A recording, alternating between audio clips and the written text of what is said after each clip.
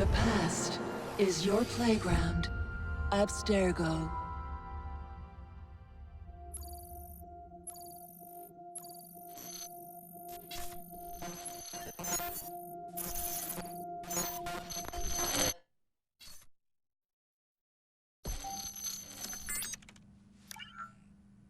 Hello, Initiate. Recently, Abstergo Historical Research began several new projects in London. We both know that when Abstergo makes big moves, the Templars are up to something. We think they're hot on the trail of a new piece of Eden. I've got people in London looking for it. Hey, Bishop! Jacob and Evie Frye are twins. How awesome is that? Speak of the devil. Fire up your cameras, Bex. I've got picture. ETA on the payload? Sending it now. A lot to sift through. I'm gonna get the Initiates on it ASAP. You look weird with a weapon. Let's plant a little bug and see what we can see. Got something. Isabelle Ardant has a meeting here in a few hours. Doesn't say with who.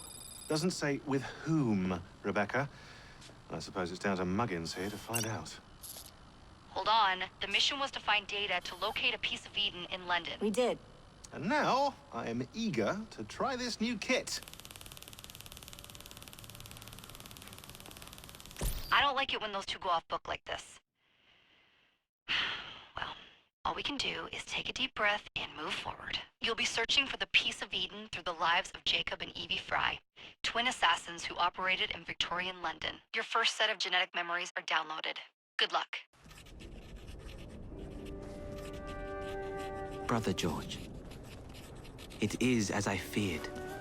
London has fallen. Thrice I have written to you begging your aid. Thrice you've responded with silence. And yet I write again. So desperate my need, so few my options. I need you. London needs you.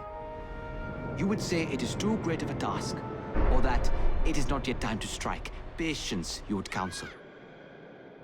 But whilst you wait, the Templars consolidate their power. They have chosen a Grand Master so ruthless, so thorough, one might think Reginald Birch himself had returned. His name is Crawford Starrick, and he intends to rule the world. There is no aspect of society he does not control, no industry that escapes his grim touch. By day, it is corrupt merchants and venal politicians who hold court. Come night, a vicious street gang known as the Blighters strikes terror in the hearts of all. There is no business untainted by his poison, no person unexploited, be it by duplicity or force. Our enemy has designs on the highest office of them all. And so, as you look inward, and dare I say it, afraid, Crawford Starrick's ambition is fixed on the beyond, to kingdoms and continents as yet unconquered, though not for long, for he knows, as I have warned you time and time again, whosoever controls London controls the world.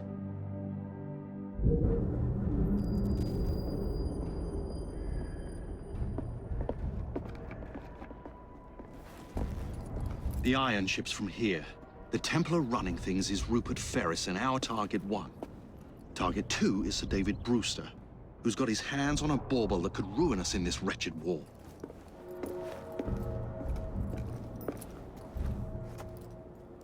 Think you both can handle it? What a question. All right. My mistake. Ladies and gentlemen, the unstoppable Frye twins. See them nightly at Covent Garden.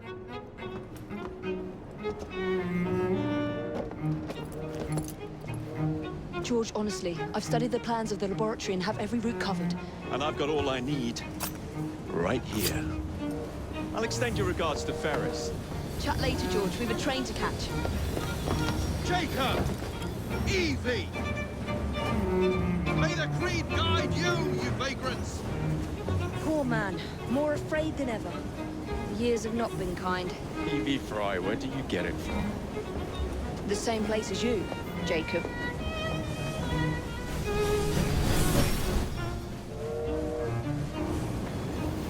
Have fun. Don't die.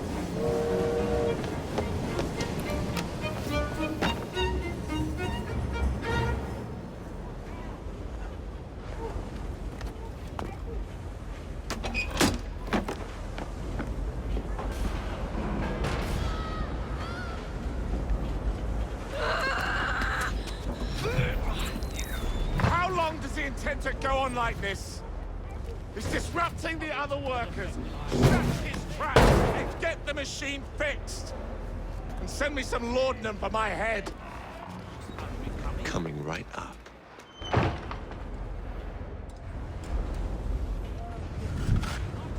Yet here you are, shouting like a bunch of French revolutionaries. And what do you hope to achieve by blockading the factory doors? The machines will be...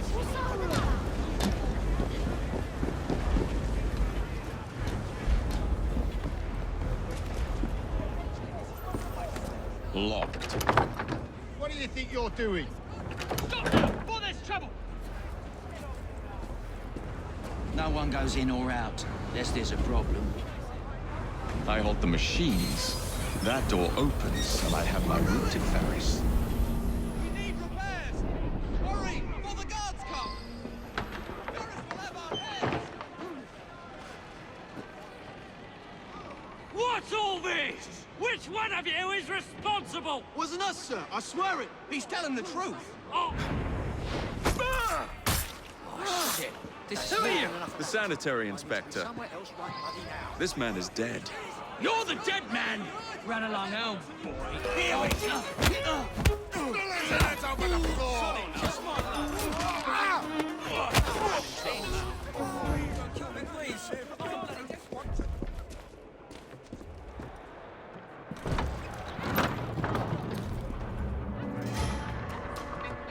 Ferris, I'm coming.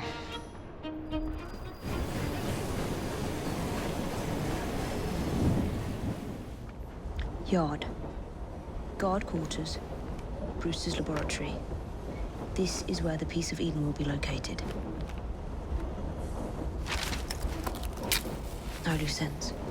Now, to decouple the locomotive and create a diversion. Well, where is it? Huh? Where's Brewster's supplies? Meter.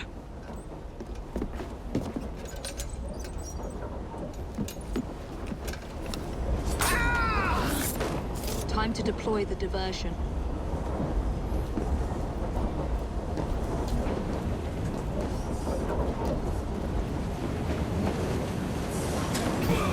I'm on my way, Sir David. Someone's in a rush. How's Sir David if he's still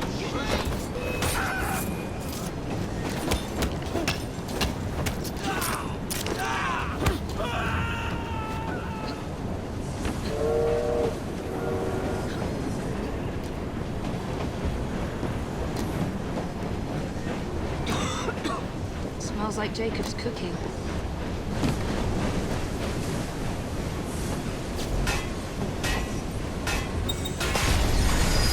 That should keep you busy while I head into your lab.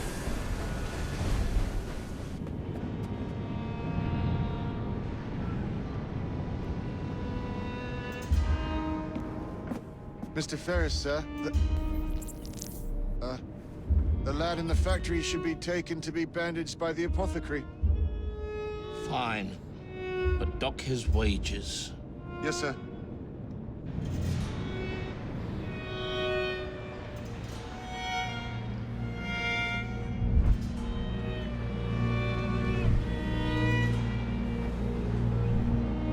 Shall we arrive at a final price, Mr. Ferris?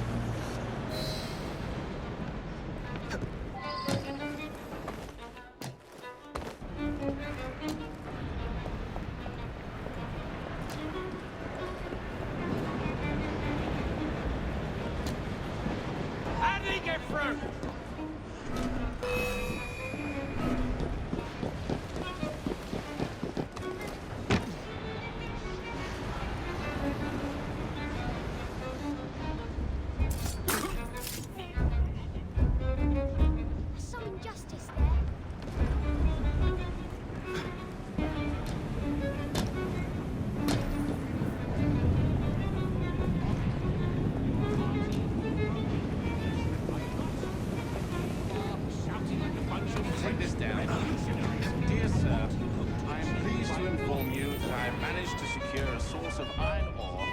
continue to generate a steady profit.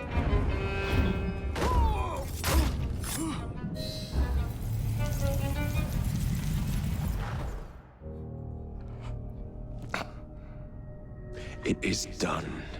Oh? What did you accomplish, boy? A bolt loosened in Starrick's machine. A large bolt, but not enough. Your Grandmaster will fall.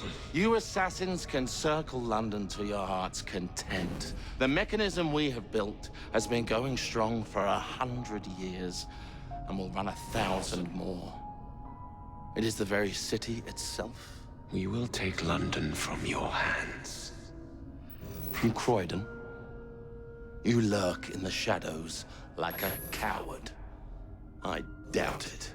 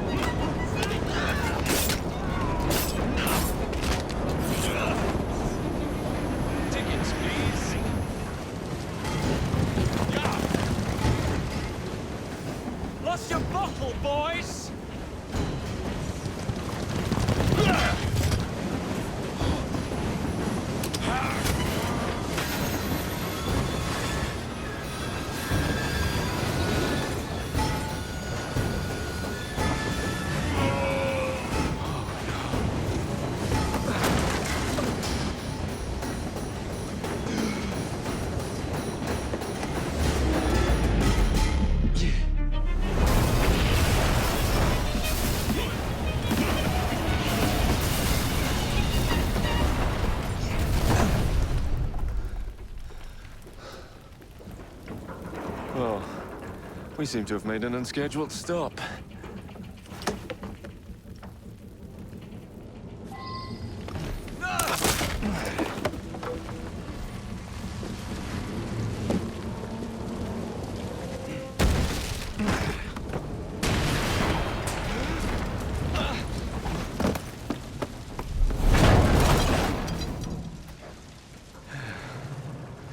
Maybe next time I'll walk.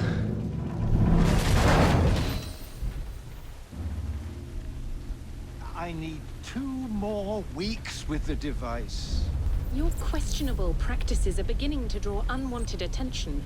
You have been given more than enough time to achieve results, Sir David. I was unaware that you expected me to perform like a cocker spaniel. Permit me to remind you of your obligation to the Order. Miss Thorne, you ride me like a racehorse. Sir David, I will return tomorrow. If you have not unlocked the device's secrets, forget your dogs and horses. I will leave you to the wolves. Good day. I was merely promised a tour of the premises, my lords. Who sent you? It's one of Green's spies. Get that man to interrogation. Then I want him brought to the lab. What a pity. But no deviations from the mission.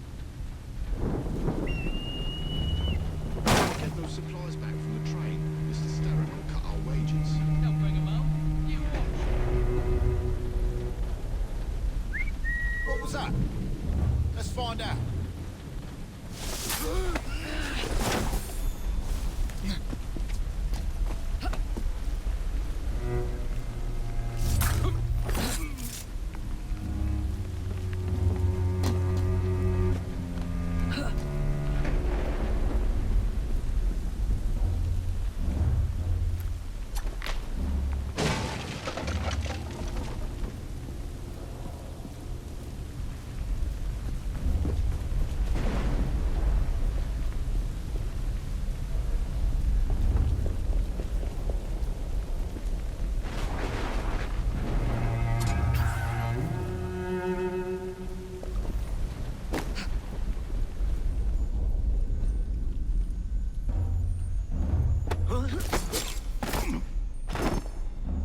Nearly there.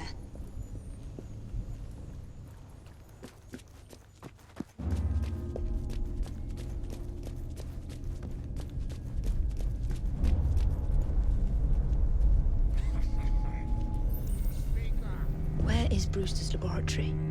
All reconnaissance pointed straight here.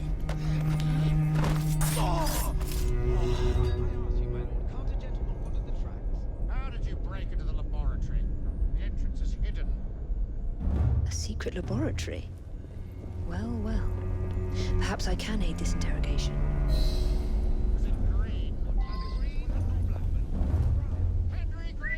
Who's that messing around? Very soul hangs in the balance. That's what my mother said this very week when I went to the fight. Confess! My sharp friend here will have his way. You shall return home empty-handed. Now it's beginning. Do you have a taster? No. That's the stuff.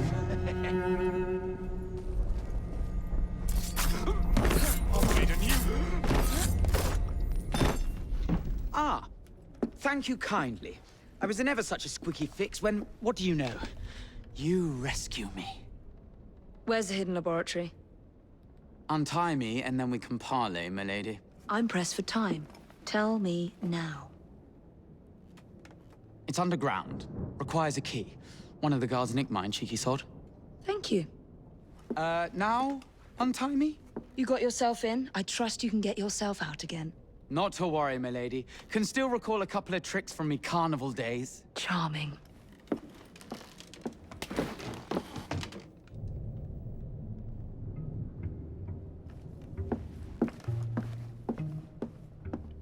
What a juggins.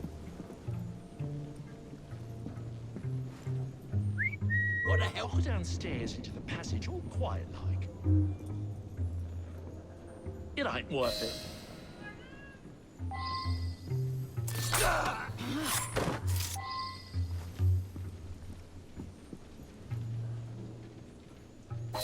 Got it.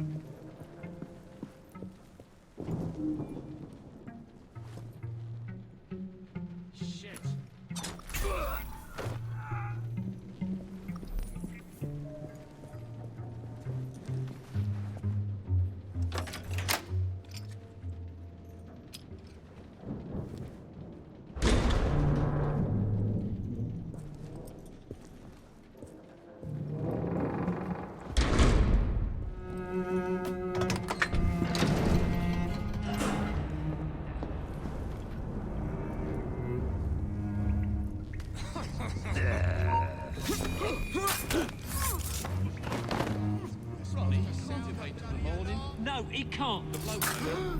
Shit.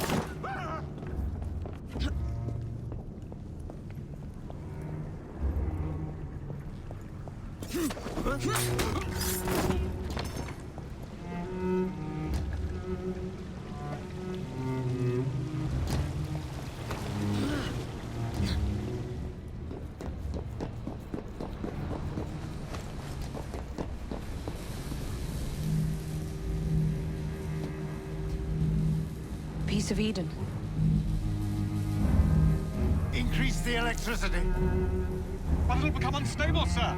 You heard what Miss Thorne said. We need results now.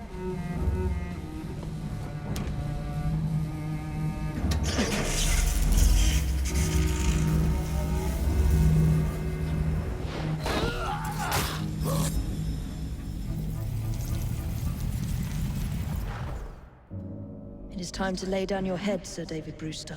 But I have so much more to discover. Do not be afraid. I'm not. God will protect me. I will continue your experiment. You will not stop, Starrick. Miss Thorne has already found another piece of Eden, more powerful than the last. I will take that one too. We fight to gain what we cannot take with us. It's in our nature.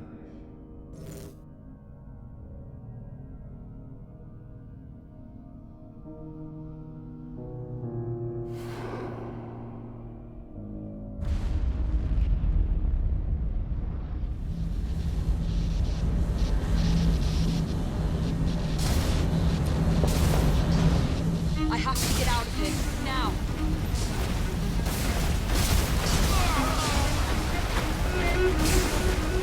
Come on, Evie.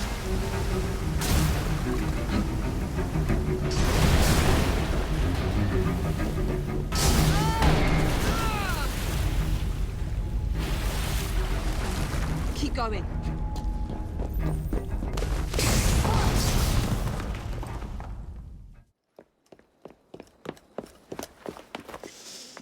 Was there explosion? What explosion? Evie? Piece of Eden detonated and took the lab with it. The magic lump of hyperbolic metal. I'm shocked. Simply because you have never valued the pieces does not All mean... went according to plan, There was a slight complication. How slight? The lab exploded. Jacob. You derailed a train. Oh, he did. Did he? Well, the train derailed and I happened to be on it. I killed my target. Brewster is also no more. Then all in all, a successful mission in spite of you two. What about London? What about it? We're wasting our time out here. You know as well as I do that London has been the domain of the Templars for the last 100 years. They are far too strong yet. Patience.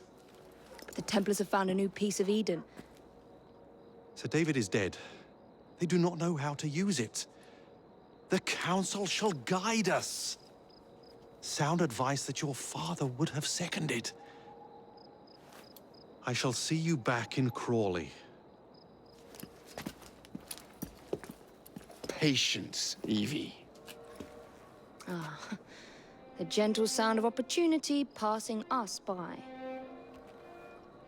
So what's stopping us? London is waiting to be liberated. Forget Crawley. Father would have wanted us to listen. Oh, Father. You could continue his legacy in London. Freeing future generations from a city ruled by Templars. You know, Jacob Frye, you might just be right. Then shall we? Yes. Let's. Onward to London.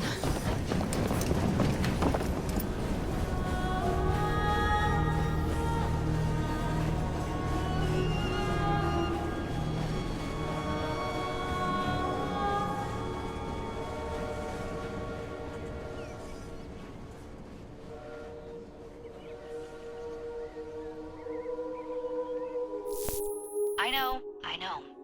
You've only had a taste of our latest acquisition from Abstergo. But I want to check in on Sean and Rebecca. I still think attacking a Templar is a mistake.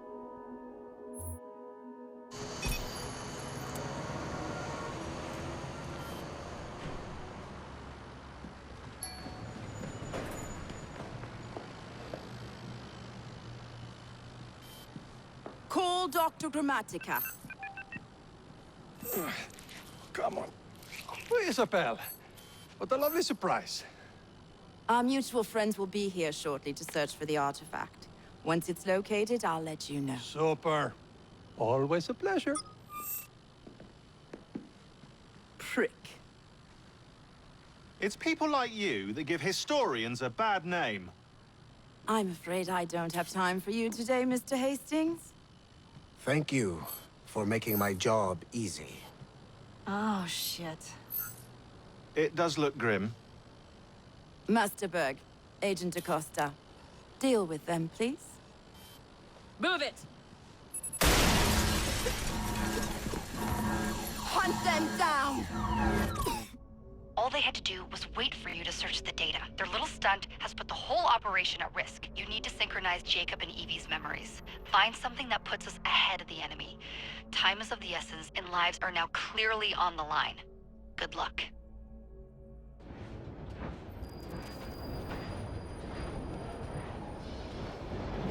I've never seen so many people all at once. Churning seas of London. It's just the way Father described. Now, to find Henry Green and formulate a plan of attack against the Templars. Is Mr. Green again? The assassin watching over London?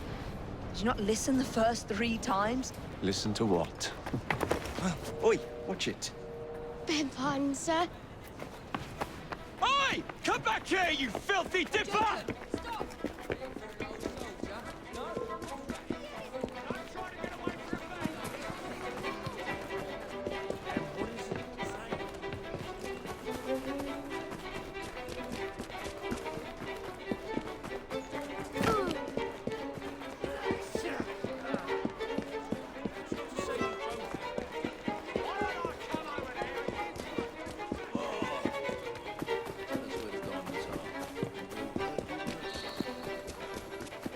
Fine, you little mobsman. Keep it. Well, well. What do we have here? You're on our property. Finish him off, or we'll go for a drink!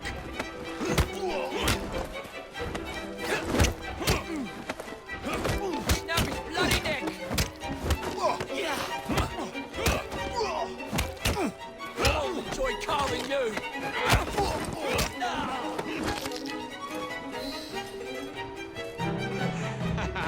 Excellent. What else does London have to offer? Now is not the time for tourism, Jacob. Now's the time to find Henry Green. I've always been the quicker climber, haven't I? Not since we were 2. Rated to the highest vantage point. You're going to lose again. Not on my watch! I just had these trousers clean.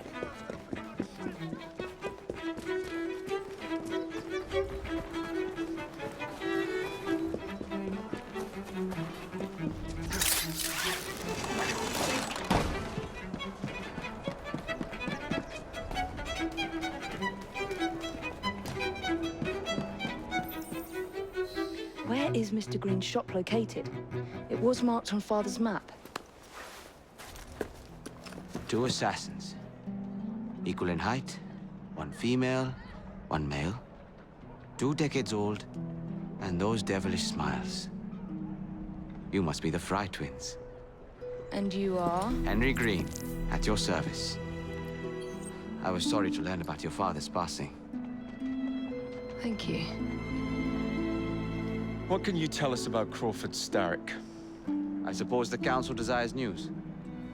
London must be freed, to provide a better future for all of its citizens. Well, thank goodness the Council saw reason and sent you to aid us. Yes. Thank goodness. Unfortunately, I am the bearer of bad news. Today, Starrick sits at the helm of the most sophisticated Templar infrastructure known in the Western world. Every class, every borough, the gangs, the industries. His reach extends all across London. I've always thought of myself as a gang leader. Firm, but fair. Huh. Well, I have uniforms. And I'll unite a mix of disenfranchised outsiders under one name. That's it, Evie. We can rally them to our side. Oh, like the way that you rallied those card players at the Oak Brook Tavern into the river. Oh, that was different. They beat me at whist. I can see it now. We'll call ourselves the Rooks. You were never good at chess either. Have you got a better plan? Find the piece of Eden. Oh. Well, let me show you the lay of the land. Shall we? Look at what Starrick has done to the city. Whitechapel is riddled with crime. Child labor, despite regulations. A gang known as the Blighters overruns the streets, and Templars manipulating behind the scenes. As in all the other boroughs, we need to return this city to the people who built it in the first place. We will free London from Starrick. You have my word.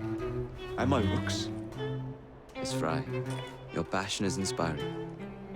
Come, let us return to my shop, and I can bring you up to date on the rest.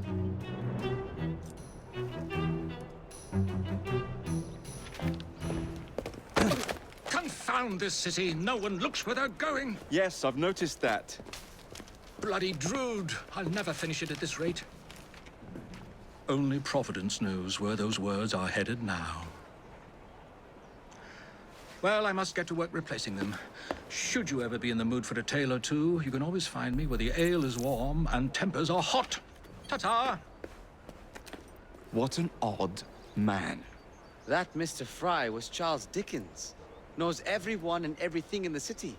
If I were you, I would keep that connection in your back pocket.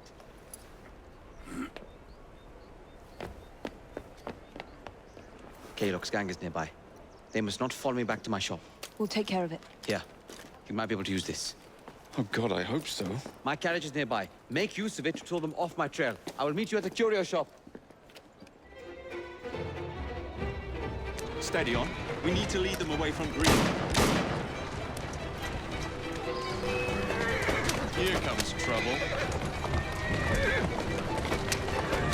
Their carriages are easily damaged. Kaylock will rue the day.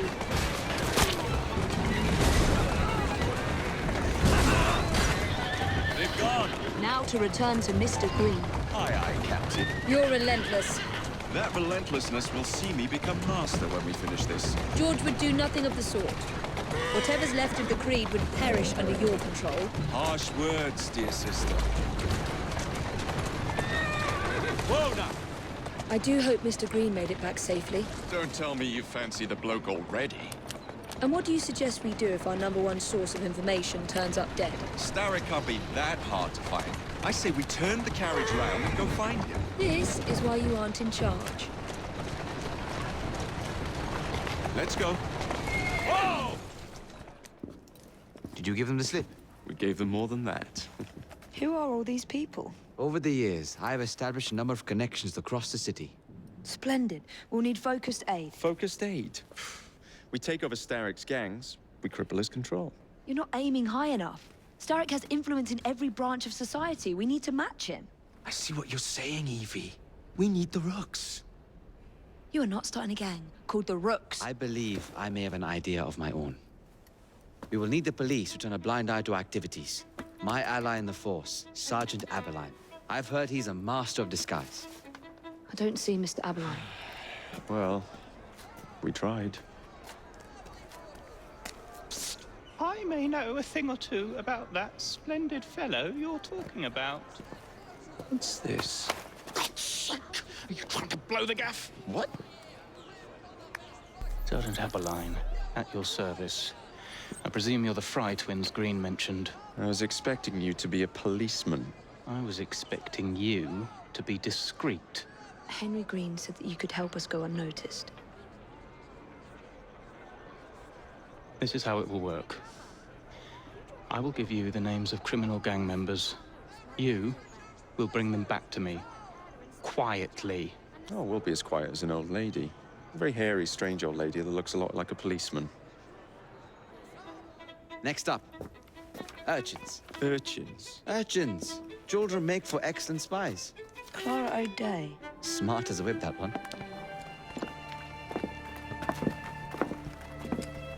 What is this place? It's nice to meet you both at last. This is Babylon Alley. Here we make it our business to know the streets and provide children with the opportunity to control their own destinies. Clara.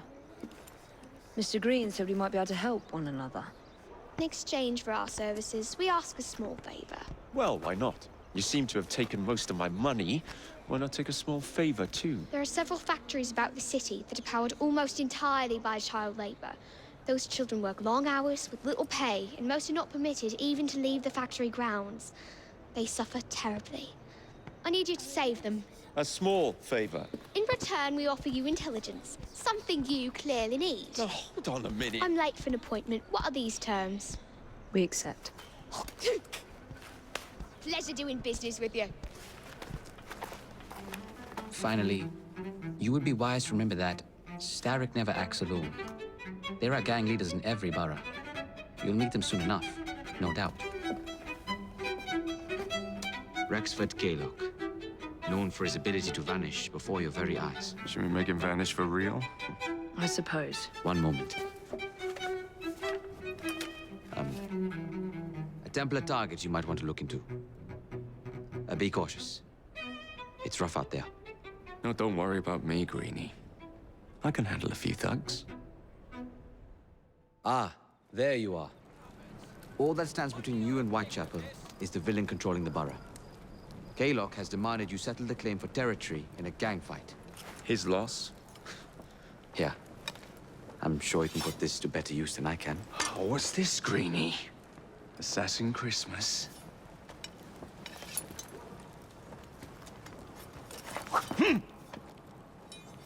Gather your allies. Mr. Rexford Kaylock has agreed to your terms and waits for you at the Whitechapel train station. He's bet his train on the fight.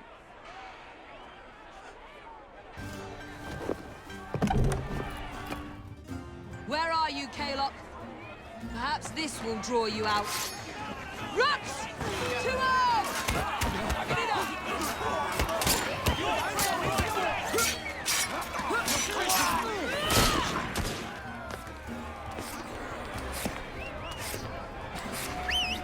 Ah, there you are.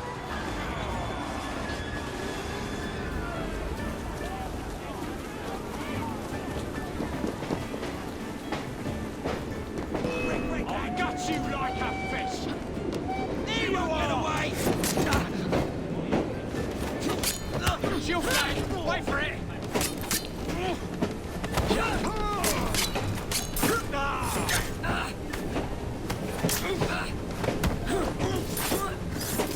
You'll pay for that.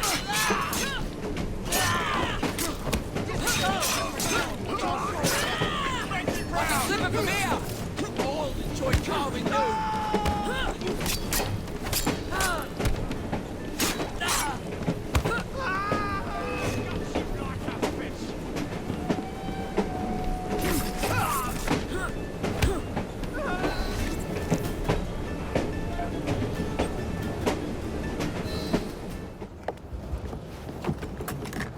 It appears to be broken.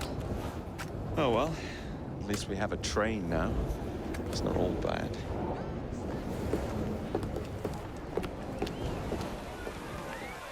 Kaylock is dead. Whitechapel is no longer in the hands of the Blighters. You now have the chance to join our ranks. We welcome all who would stand up to Starrick and his cutthroats.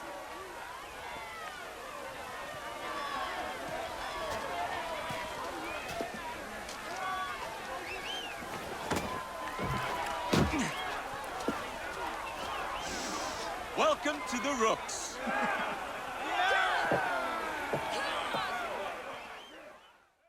Ah, you bastard. I'd rather throw myself to the tracks than run Bertha another mile for that doty bowbag. Kaylock? He's left the station. Now, hello, fancy pants. And who might you I'm two Evie be? Frye, and this is my brother, Jacob Frye. Pleased to meet you. I'm Agnes McBean. A delight. I thought I was getting a promotion. I suppose I'm out of work now. Come work for us instead. I won't bile your heat. You pay better than scraps? I'm sure we can at least match that. Then may I present to you Agnes and Bertha, lady and locomotive, at your service. I'll be in the next car. A hideout on the rails. What an excellent idea. Yes, it all worked out rather well. Now, I would like to follow up a lead on... Jacob? Is this serious? I'm not doing anything until this gets fixed. I believe I know someone who can help with that. I knew you would, Greenie.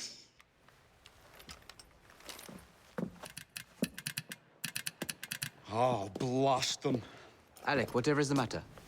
I have been intercepting nothing but poppycock propaganda about soothing syrup and whatnot. No, I swear to high heavens, if Starrick's monopoly continues... Alec, I beg your pardon. These are friends of mine.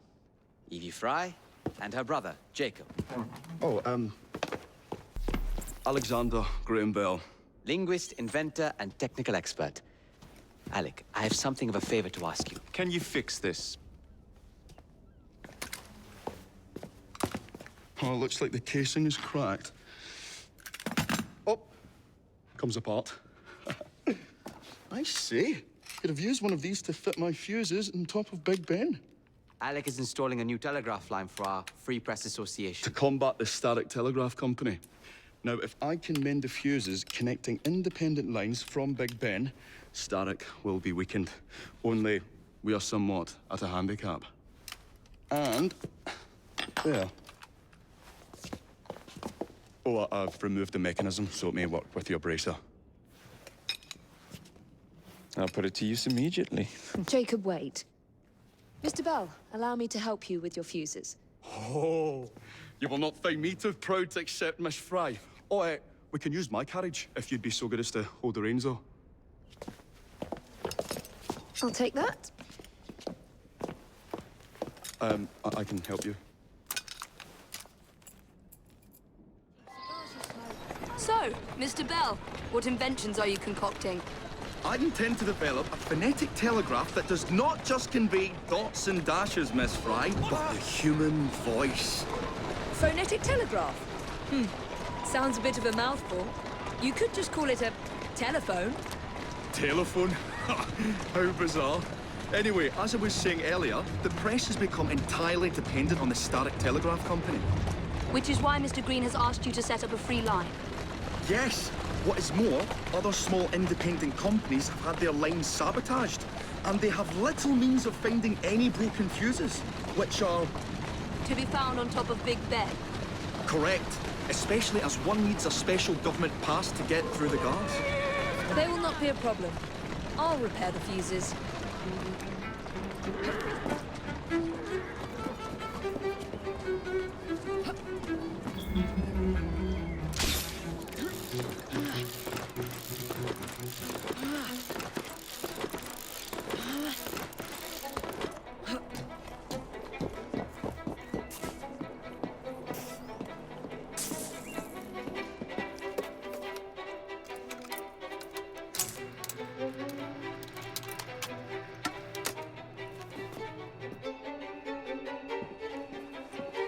Lovely view.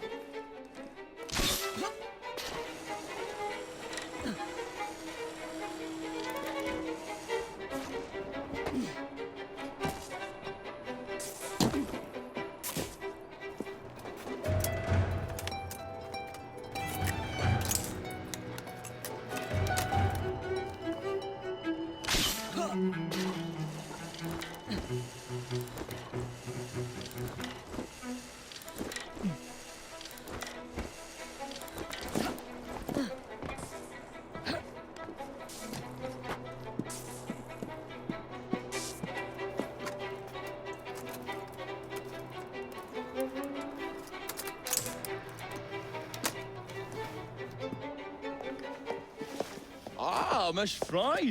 I was just showing Jacob the first message was received via the mended lines. Oh, you can keep the rope launcher, by the way. We've managed to procure another one for your brother. Excellent work. Thank you, again. You're very welcome, Mr. Bell. We can now defend the principle of impartial news and free speech. Free is fair, but free and brief is far better. Ha ha!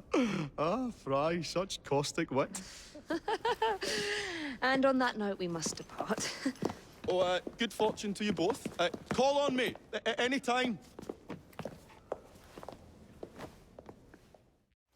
Now that we've finished with that distraction...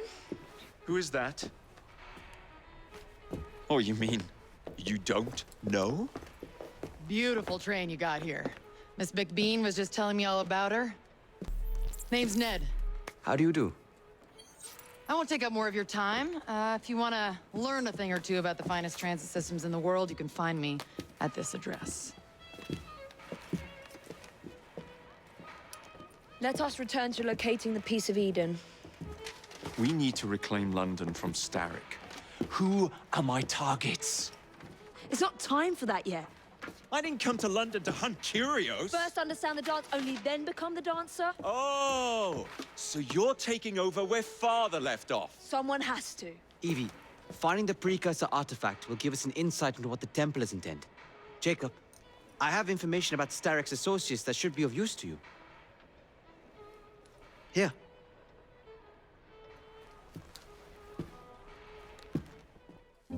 This soothing syrup has become the only medicine available in Lambeth. It bears the Templar Grandmaster's name. About time for a visit to the doctor. I don't see that cure arriving anytime soon. And what exactly will you be doing, might I ask? You know very well. Tracking down the Piece of Eden. Enjoy your studies. I'll be out killing Templars. Get Starrick's soothing syrup right here! It's all he drinks. Your syrup is liquefying him. He's turning him simple-headed. Now, look now. You are scaring away my customers. Why don't you bugger off, or I'll give you something to remember me by. You can't talk to me like that, you little gutterling. What's all this then? Oh, sod off! If you'll excuse me, madam. Is that blade real then? It's so pretty, isn't it?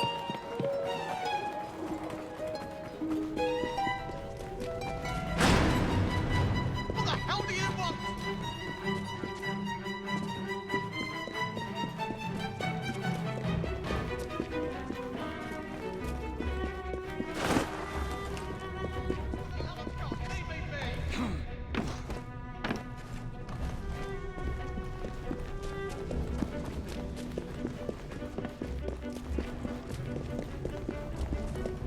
I'm just trying to earn a living. Best love to embellish.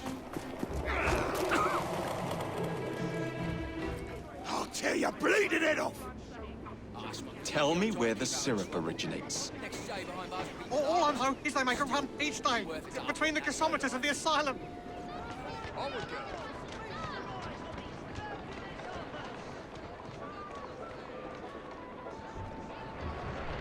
Who's a good horse?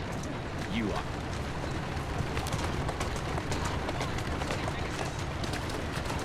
Walk on, girl.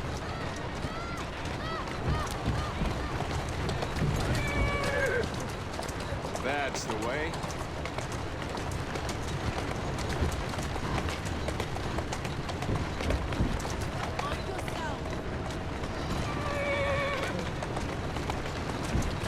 Whoa there!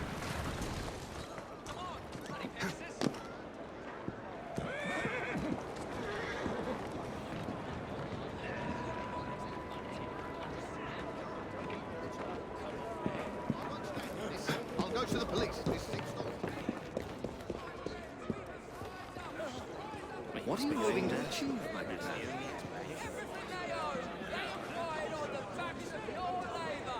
We must free ourselves from this slavery to survive! We must rise up! God's sake! Not pleased. Not pleased at all. Punish for this. Absolutely. Will be punished for this. Yes, punished. Severely indeed. Didn't expect you so soon. Explain. Let's The find money out was where stolen. that syrup I'll get is it back, made, promise. shall we? Just give me a few more days, I beg you. I'll get it all back. You haven't. I'm thinking. The man in charge of the syrup distribution runs a fighting club at the foundry.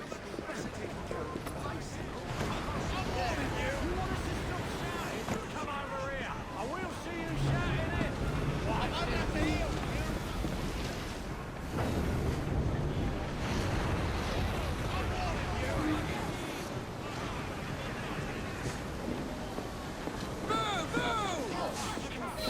There you are.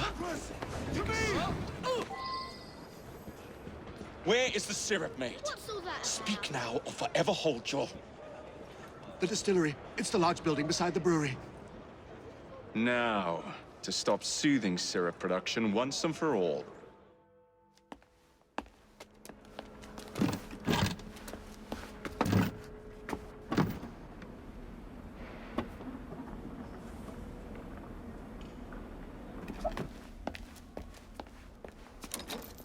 Keep a sharp eye out, lads. Someone's targeting our network. The distillery might be next.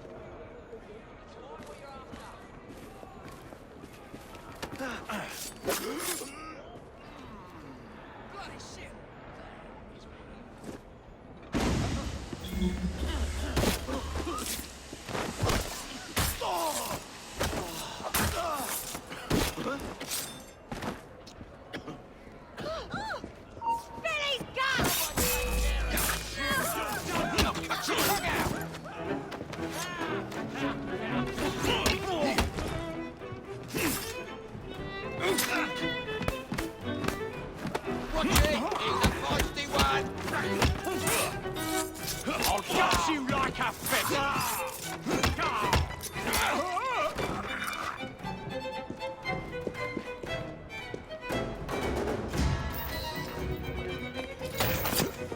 You should not go about frightening respectable gentlemen, young man. I didn't realize snooping around was considered gentlemanly. Snooping? Sir, I assure you. Keep vigilant.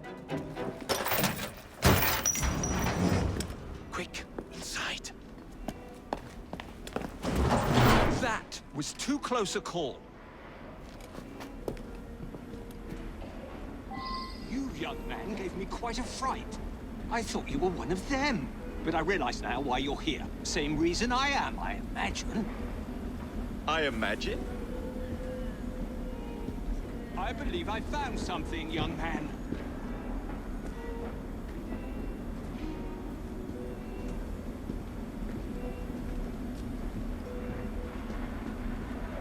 Rather impressive contraption, wouldn't you say?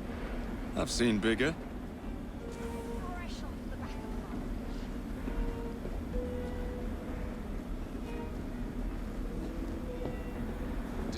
Stramonium, or devil's snare as it is commonly called. That goes into the syrup. And opium, no less. Revolting. Absolutely sickening.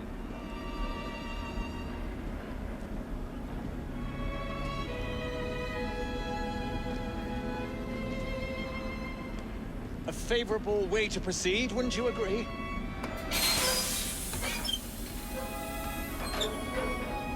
Oh dear.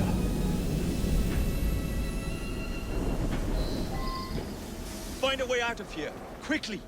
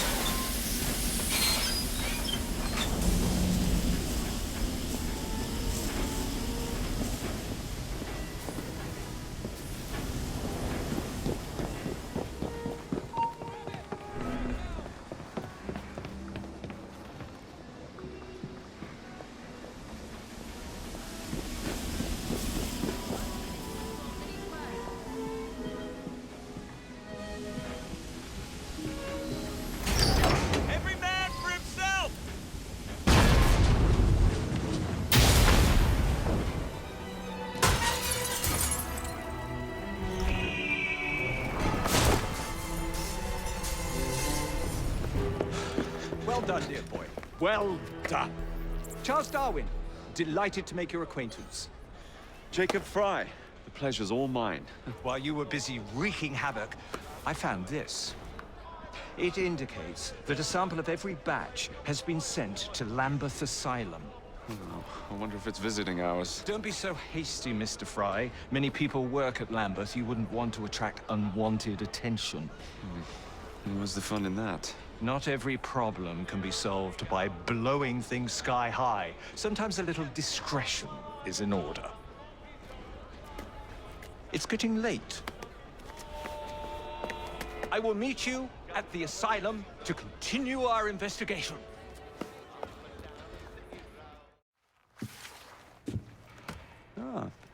Another exciting night home for Evie Frye. Just on my way out, actually. I found the piece of Eden. What's this one going to do, hmm? Heal the sick, deflect bullets, control the populace? They're dangerous objects, Jacob, especially in Templar hands. You sound exactly like Father. If only. Lucy Thorne is expecting a shipment tonight.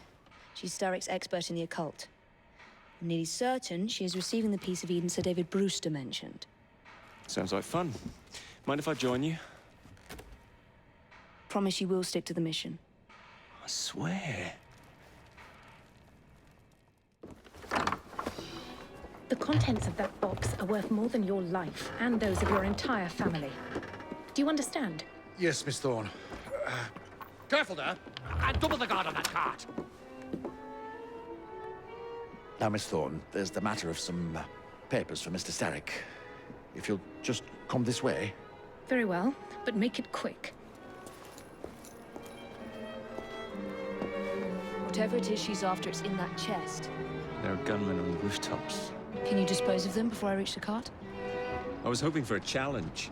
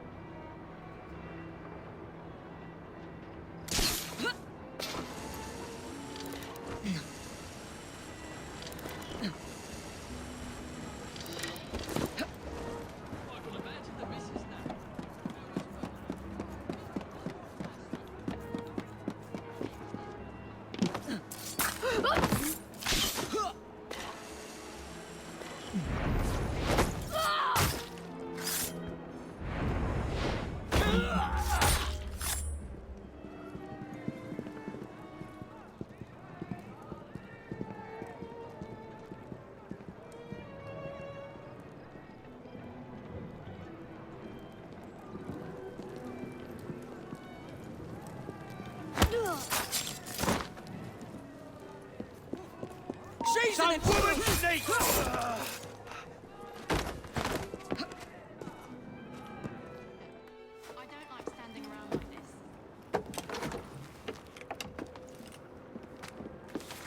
Did you find it? Actually. There he is! I think it's best we leave. What did you do? It's hardly the time for questions! Whoa! Come on! If you really want to fight, come over here! Jacob! Stop it! Jacob, careful! It's papers, Jacob! Documents, research! Slow down, please! Where's your piece of Eden? Get us out of this and I might find out!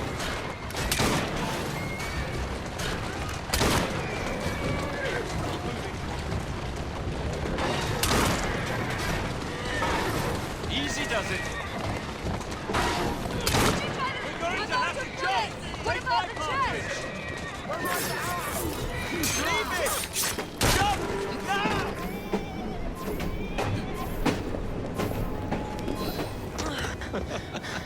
Well, that was fun. Thanks for the invitation. Let's do it again. Damn it.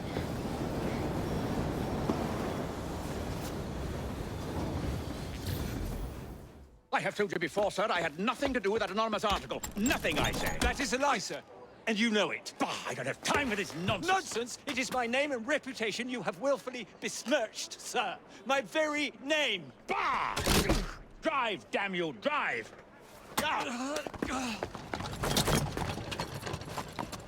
That is Richard Owen, a vile, despicable wretch of a man. Really? I could have sworn you were close friends. Mr. Owen works at the asylum. He will know who made the syrup. Get him! Get him! Faster, you nitwit! Faster!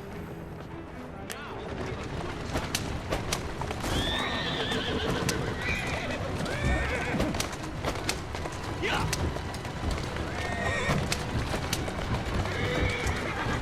Easy. Oh! Whatever Darwin is paying you, it's not worth it. Do you realize how much trouble you're in? None at all? Bob, if you're trying to intimidate me, Ruffian, you're wasting your time. I've always wondered how much of a beating this type of vehicle could take.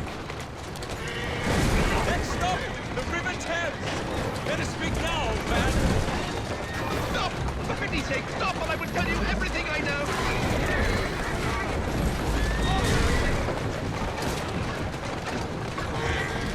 Whoa, easy! Dr. Elliotson! Dr. John Elliotson! He formulated the elixir! He's the man you want! Not me! I beg you, good sir, stop this madness! Now, was that so hard? Yes! You may have not found a piece of Eden, but this material is invaluable. Look. It says the London assassins had found a shroud. The Shroud of Eden is supposed to heal even the gravest injury. If the assassins had found something like this, surely Father would have known. There must be something we're missing. Something only we can see. These look like directions. Are you coming? Fieldwork is not really my speciality. We found a clue to a precursor object. Don't you want to follow it?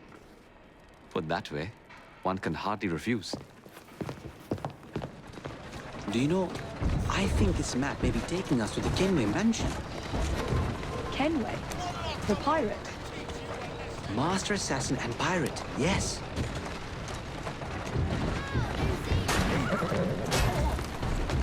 How much do you know about the Shroud of Eden? It's said to heal the sick. Popular myth is that it brings people back from the dead, but the assassin records say that's not true. I've never heard of one being in London, though. Do you really think Edward Kenway could have found one? He traveled extensively, so it's possible. But if he did, he kept it a closely guarded secret. But if it's true, what a find it would be.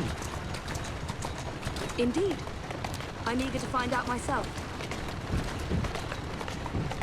There you go. That's it. It's surprising that you haven't already searched the Kenway house. Edward's son, Hatham, joined the Templars. When he died, the house passed on to Hatham's sister. And in all your time in London, you didn't go and have a look around? Weren't even a little curious? Truly, I didn't expect to find anything there. We've no way of knowing how many times the buildings changed hands. I presumed Hatham would have had it stripped bare before he left. But if Miss Thorne thinks the shroud could still be there... If there's a vault, the Templars haven't found it yet. So the Templars owned a house with assassin treasures stored in it, and never located them. We must be better at hiding things than they are. There you go.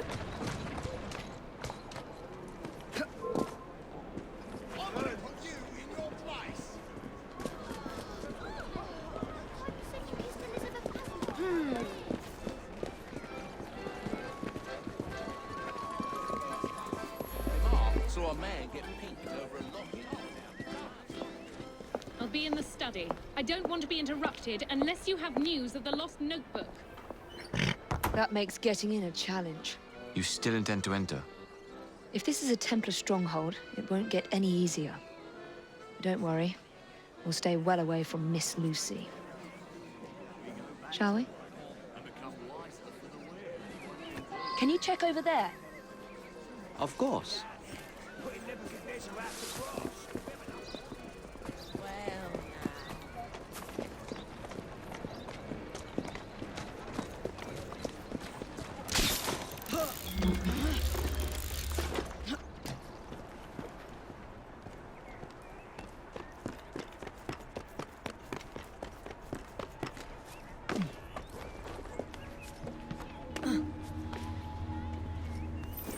If this keeps up, I'm gonna tell her I'm not patrolling anymore. Be my guest, but that won't end well for you. Huh?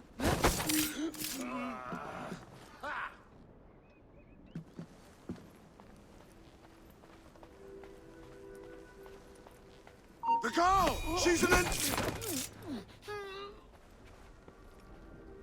This should belong to the assassins.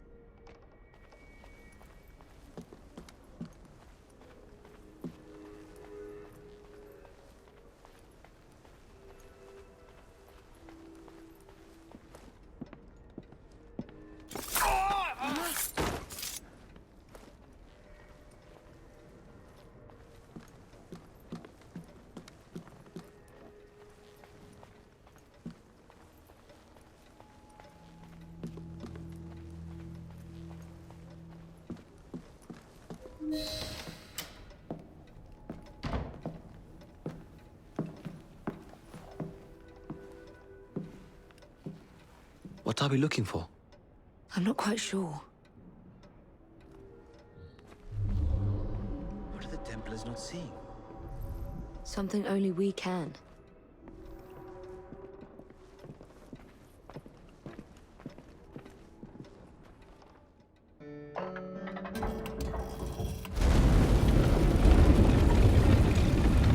Not enormously subtle, is it? Clearly, Kenway had a strong sense of spectacle.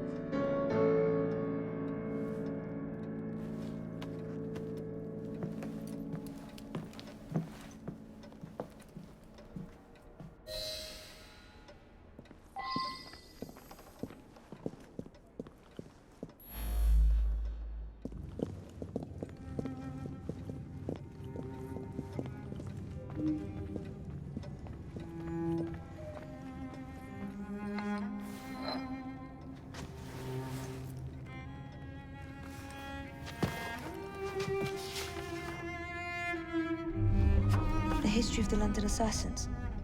Bolt holes, vaults, a hidden key. This is it. You say you heard music. There was no opening there before. It's closing! Yes, I can see that. Help me block it. We need to find another way out. You two, did I find if there's another exit?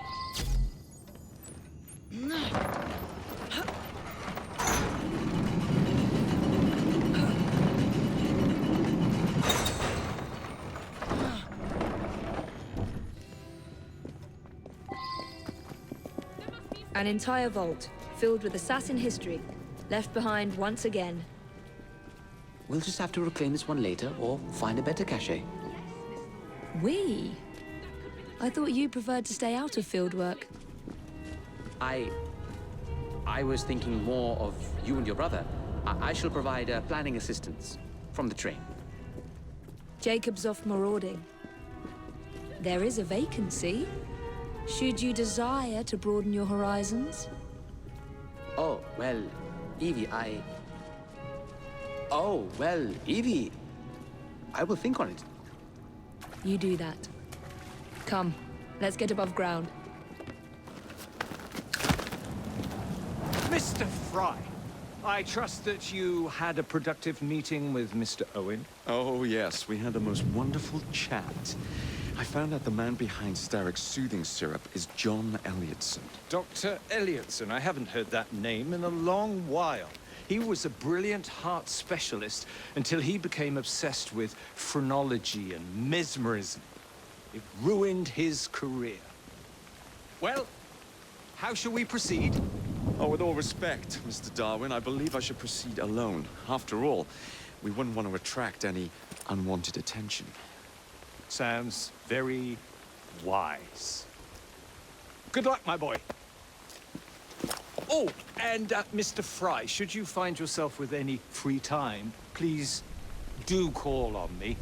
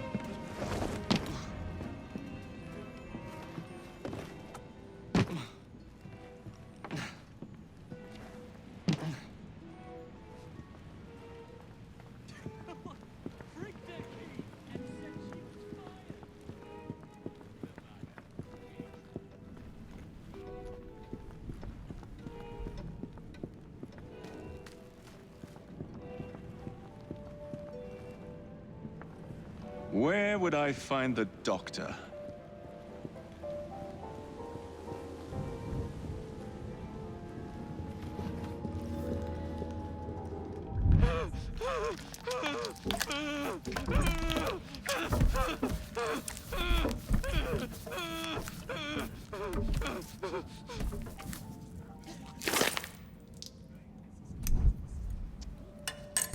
As you've just witnessed, the application of too much pressure can sometimes result in unexpected outcomes. Unfortunately, it appears I've ruined the organ.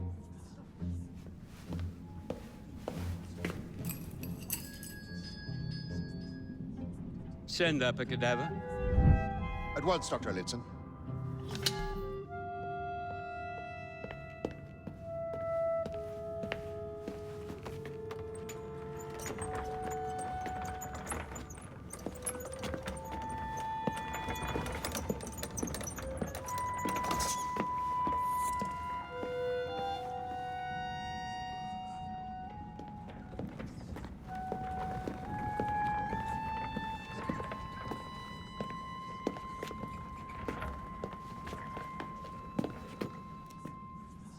Here it is, Doctor.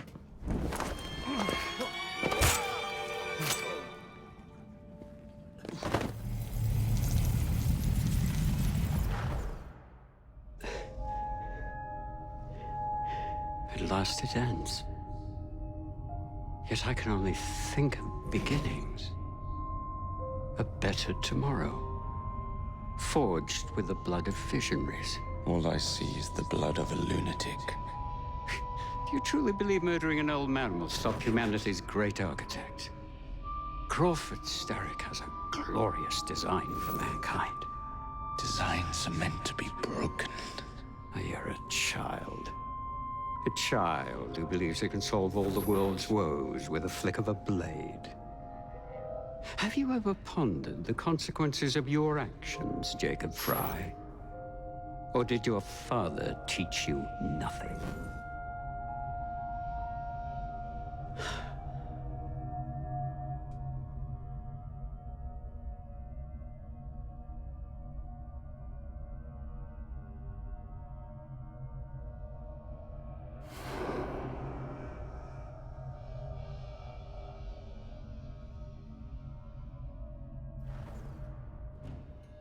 Elliotson expired, and soothing syrup production has ceased? Outrageous! Frye intends to endanger all of London at the hands of the mob. Or perhaps he doesn't intend much of anything at all. Thank but you, simply content to dice with our lives. The asylum is shut up. Medical care throughout the city is in disarray. He cannot understand the consequences of his actions. The man is clearly an anarchist. Gentlemen, this tea was brought to me from India by a ship, then up from the harbor to a factory, where it was packaged and ferried by carriage to my door, unpacked in the larder and brought upstairs to me. All by men and women who work for me, who are indebted to me, Crawford Starrick, for their jobs, the time, the very lives they lead. They will work in my factories, and so too shall their children. And you come to me with talk of this Jacob Frye, this insignificant blemish who calls himself assassin? You disrespect the very city that works day and night so that we may drink this miracle, this tea. I'm nearing the end of my research. Our beloved London shall not suffer such a bothersome fool for much longer. And what of the sister I've heard of, Miss Frye? Miss Frye shall be gutted. Soon enough. Delicious. Sorry to interrupt, Initiate. Thought you'd like to know that Sean and Rebecca got away from Otzoberg. Berg runs a unit called Sigma Team. Violet DaCosta is his tech support. They've been hunting and killing assassins for a long time.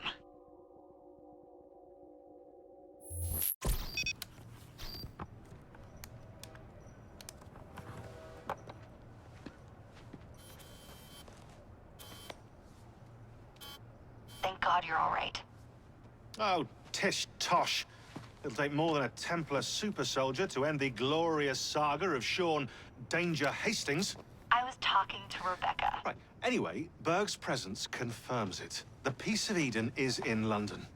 The Initiate's data sync suggests it's the Shroud. The Templars seem to want it pretty bad all of a sudden. They must know something we don't. The only thing we know is that we can't go up against Sigma Team alone.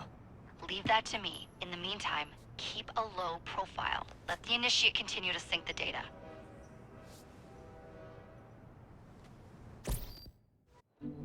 Owning the railway wasn't enough. Now Starrick has bought an omnibus company as well. I suppose he wants to control the neighborhood's workers and keep them under his thumb. Pearl Attaway is Starrick's competitor, is she?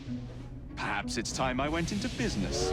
And Miss Frye, what are your plans?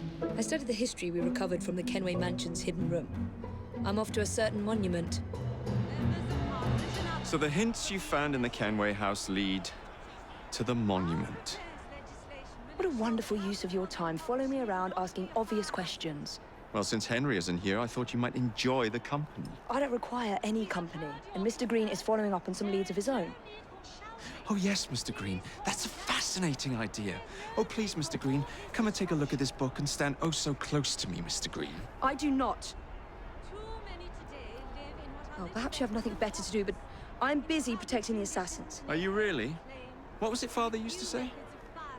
Don't allow personal feelings to compromise the mission. Precisely. Anyway, I'm off. If I find any more wild geese for you to chase, I'll be in touch. Be ever more pleasant for your absence.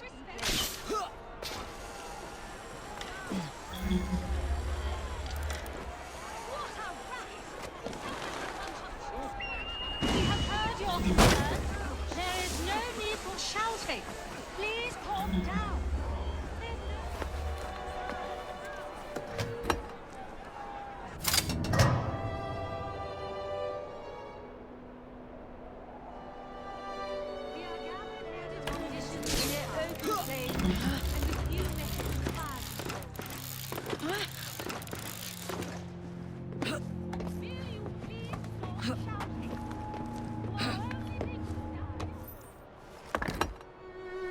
This looks familiar.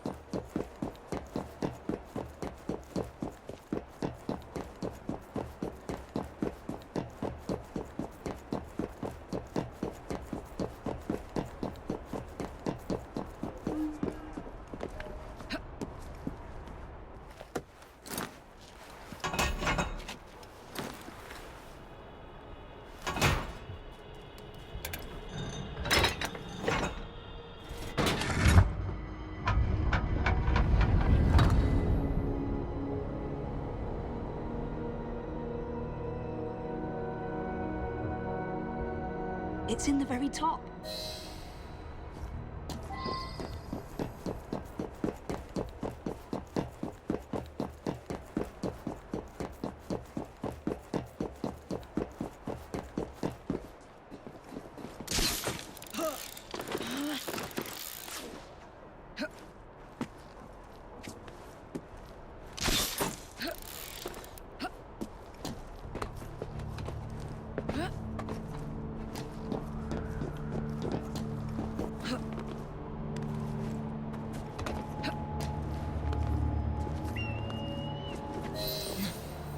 The key to the vault, and the shroud.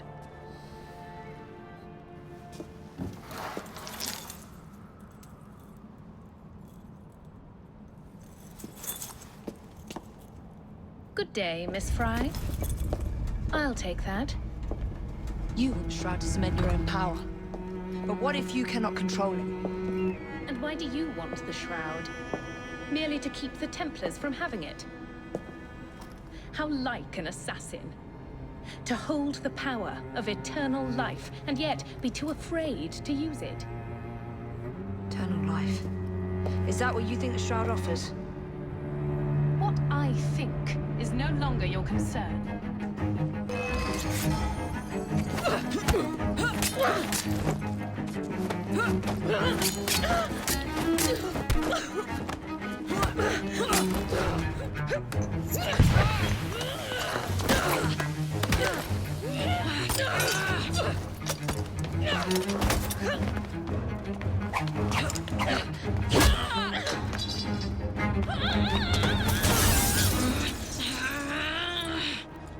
Coming with me? I have other plans.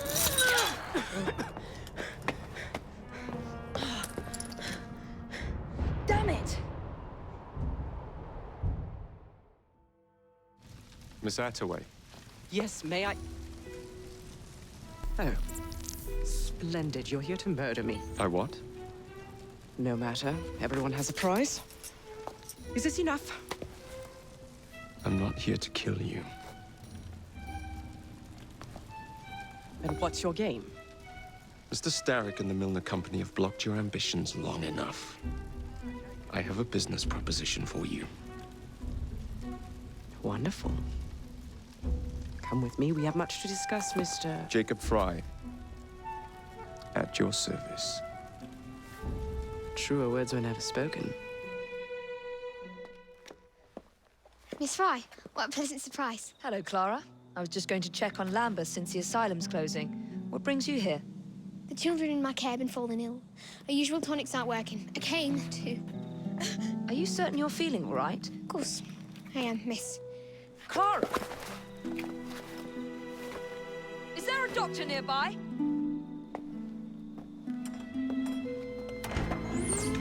Bring her inside.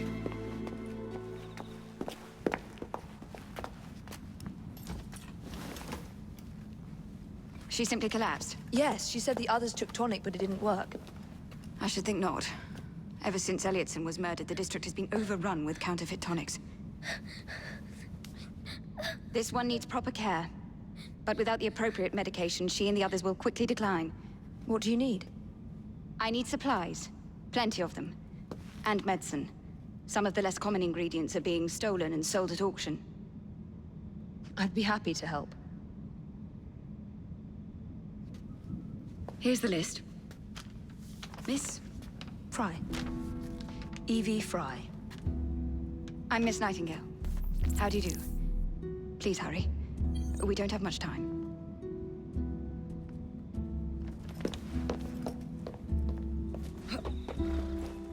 Atta girl.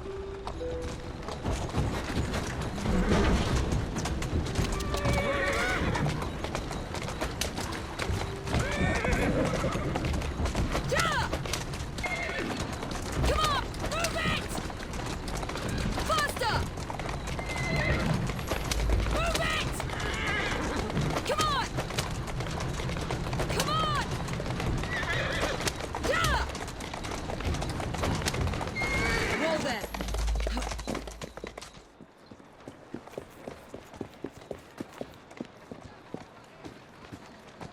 Nice then. Whoever pays the most money. Won't someone help me?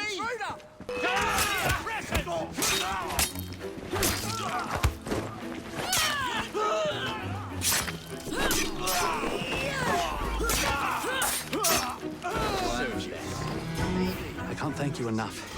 These supplies are meant for Miss Nightingale. I'm here to collect them. And they're already loaded on the cart. Please take them. Giddy up! You mean that card? Yes. Of course it is. Please be careful. Some of those items are fragile. Come on! Move it! Yeah! Come on! Faster! Come on!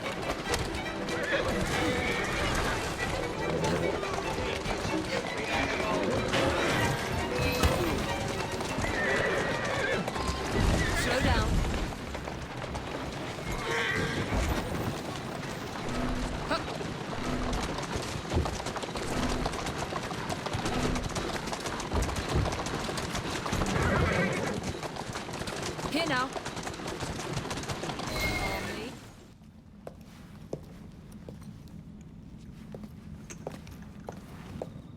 You're back. And not a moment too soon. I hope you brought the medication I requested. How is she? She will recover. Babylon Alley, the children. Thanks to you, we can distribute authentic medicine now. But is that a permanent solution? I will petition to have regulations put in place. Lambeth is in your debt. It takes a long time to change things. But I'm not going anywhere, Miss Frye. Malcolm Milner. Starrick's puppet himself. Careful, you twats! This park scene needs to make it to the Outway depot. He thinks he can burn my buses. Let's give him a taste of his own medicine. Let's give him the whole damn bottle. We'll turn Milner's park scene against him. But I'll need help from my gang. Such entrepreneurial instinct, Mr. Frye. I shall leave you to it.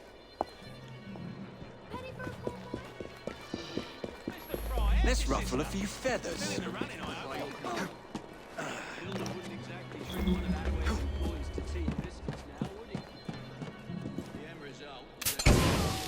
Do what you do best. That's all I care about.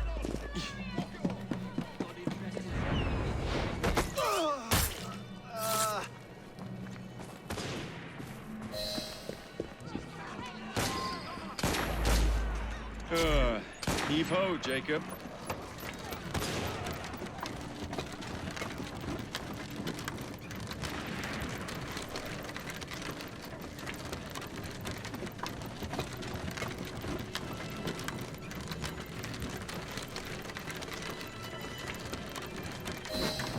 Primed and ready.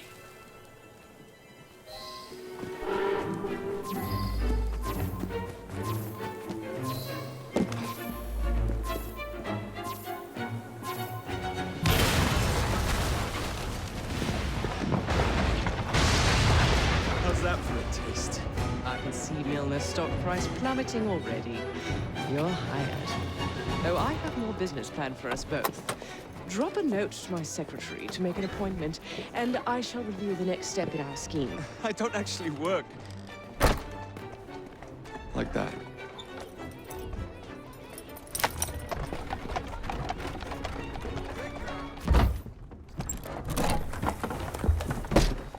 Mr. Frye, I told you to make an appointment. My schedule was open. You're fortunate I like you.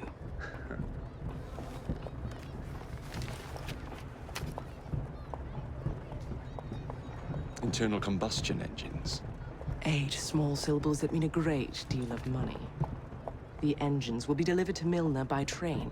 Secure them for me, and he will be devastated. I'll need a second train to pull this off. And I think I know just the man. So we have a deal, Mr. Frye? You're fortunate I like you, Miss Attaway.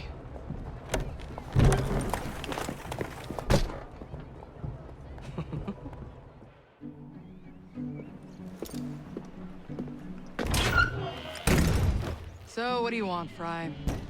What makes you so sure I want something? Perhaps I saved you out of the kindness of my own heart. Come on, let me tell you about the job.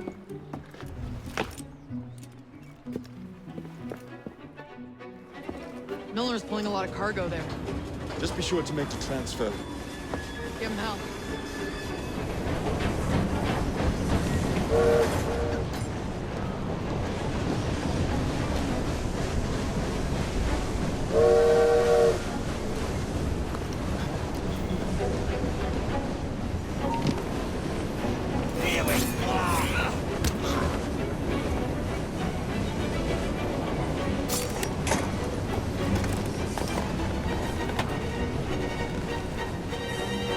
Not this one.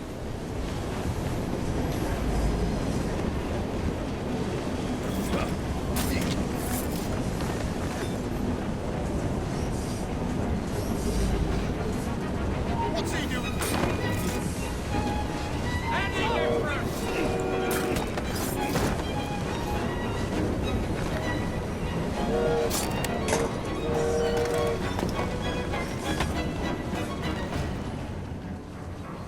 I'm after.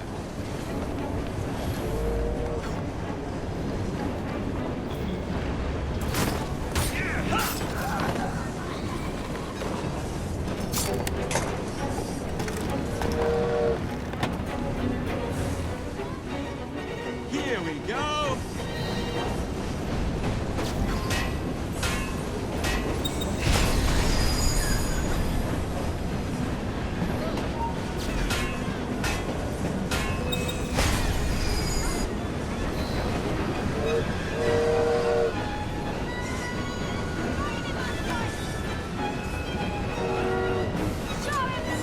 That's right, boyo.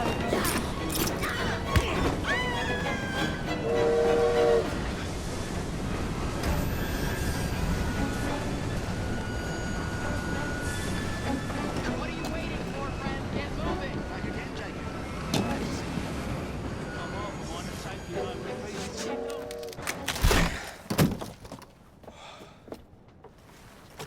The internal combustion engine. The end of horse-drawn transport. It's like gazing into the future. What is the going rate for the future, do you think? We're not selling them. You're giving them to your contact? You'll be paid all the same. Who is this Pearl, anyway? How long you been working with her? She's a business partner. That's all you need to know.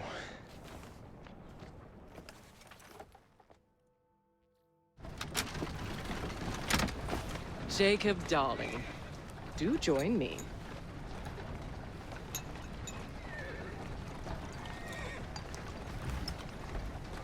To our fruitful partnership. And to the shiny new engines now in my possession.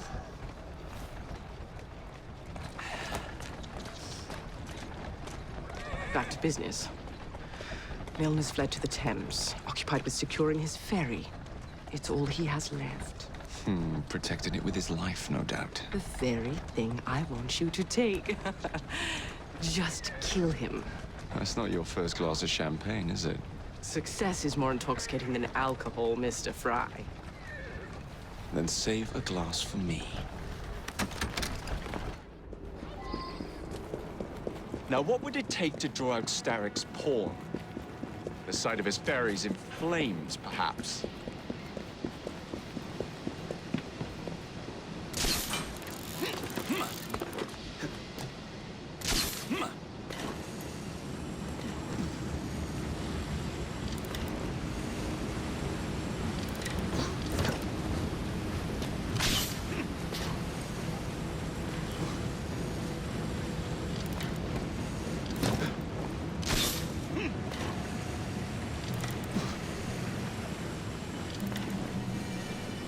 Now to sink Milner's enterprise.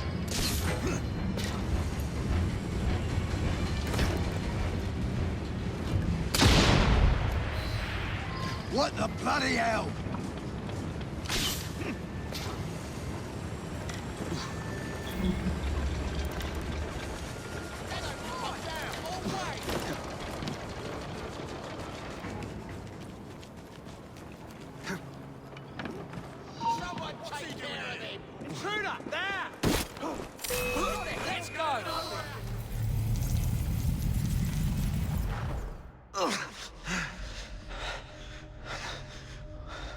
I knew this day would come.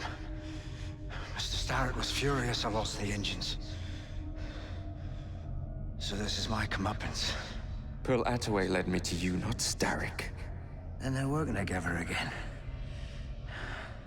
I should never have come between Mr. Starrick and Miss Attaway. Family always stay together in the end. What do you mean they're family?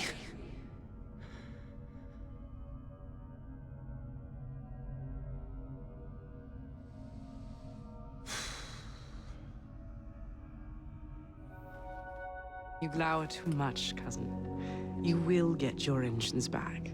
Our new motorized buses will bring us both a lot of money. I'll need to arrange proper transport for the engines to get back to my factory. I want you at Waterloo, personally, to ensure that nothing goes wrong. Of course. May the Father of Understanding guide us. Today and in all of our future endeavors, cousin.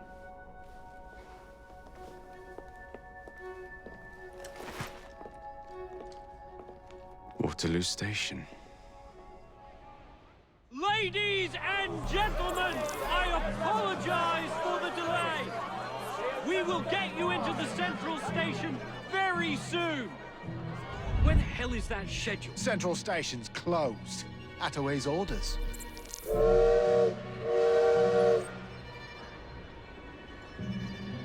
You saw these blueprints, did you not? Were you aware of this flaw? It's only a minor weakness, I need to get to the central station. You and this whole lot. It won't happen until I have my train notices. Still with us.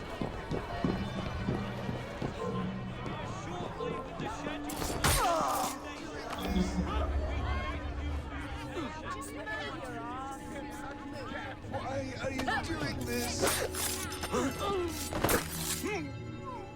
Thank you, lad. Now help me up. Have to run. Someone's bound to find you.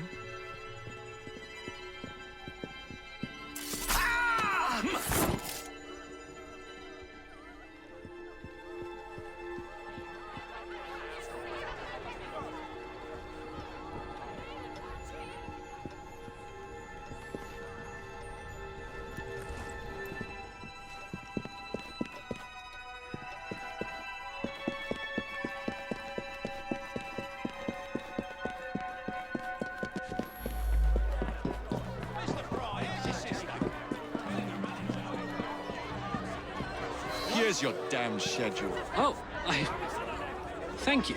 Attention passengers! All trains are being diverted to Central Station. I repeat. And how are you? I'm hungry as all hell. But that's Do him in. I did once. Count on me. Need him. We did yours. Come on. What the hell was that? The life out of here. Rip your tongue out. I'll keep them dancing.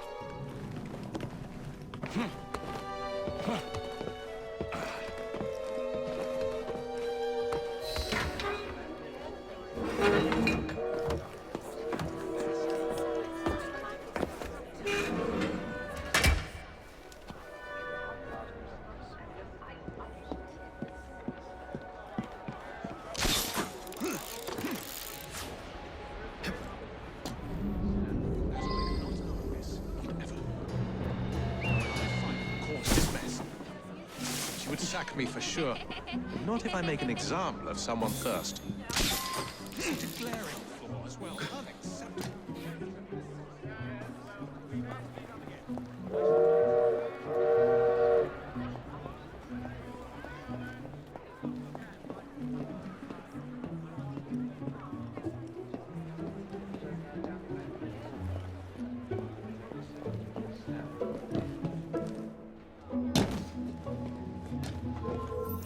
Should I be... You've done it now, boy!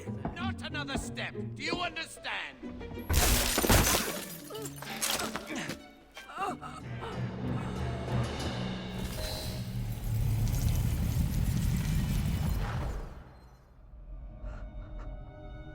What a shame. Good partnerships are hard to come by. Ours is most certainly dissolved. It's business, Mr. Frye. One does what one must to come out on top. Crawford will not take the news of my death lightly. He can be unpleasant when he's cross. I have sacrificed so much. I don't want to lose my buses.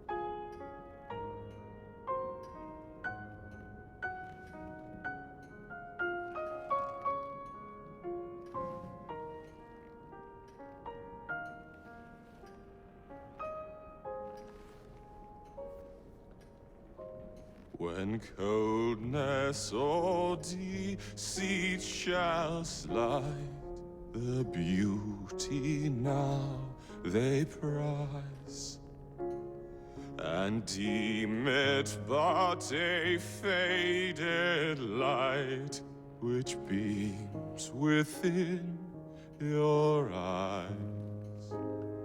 When hollow hearts must wear a mask. Mr. Starrick! I told you not to disturb me!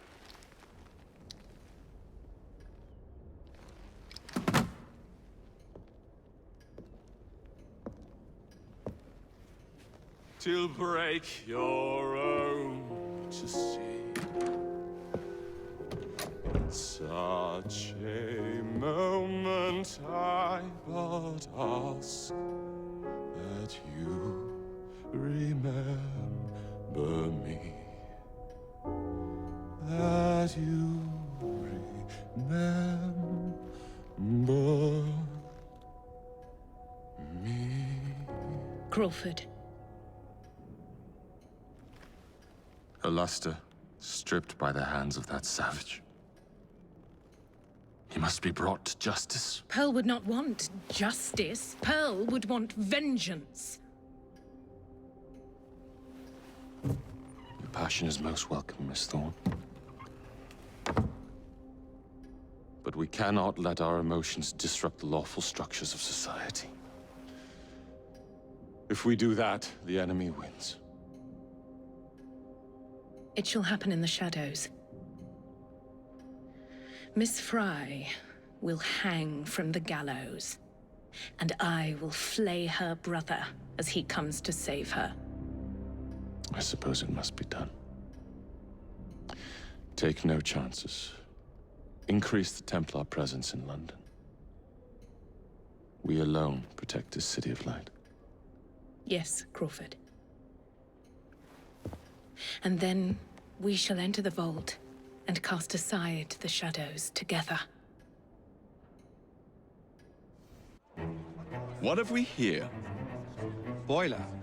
This dredge character's meddling will be the death of us. He was loitering around the exchange today, asking far too many questions about the bank. Should he discover my plan, you will face a far worse fate than losing your job.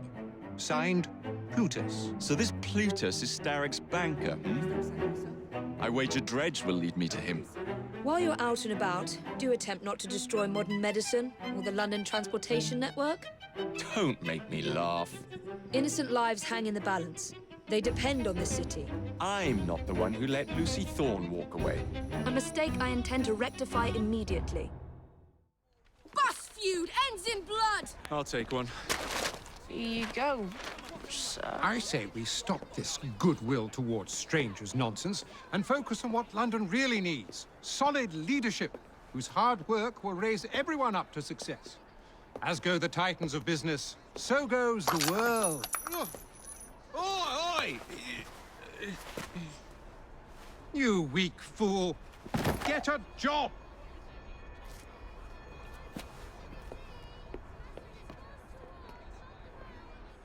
The best guards money can buy won't do Mr. Dredge any good.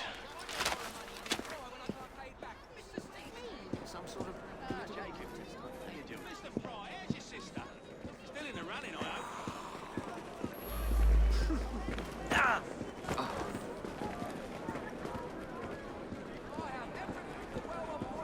Look at all these boys! Can't see the latest sale! How do you do, Mr. Lamb? Pardon me, do you do business at the bank? Over here! No need to hesitate with these bargains!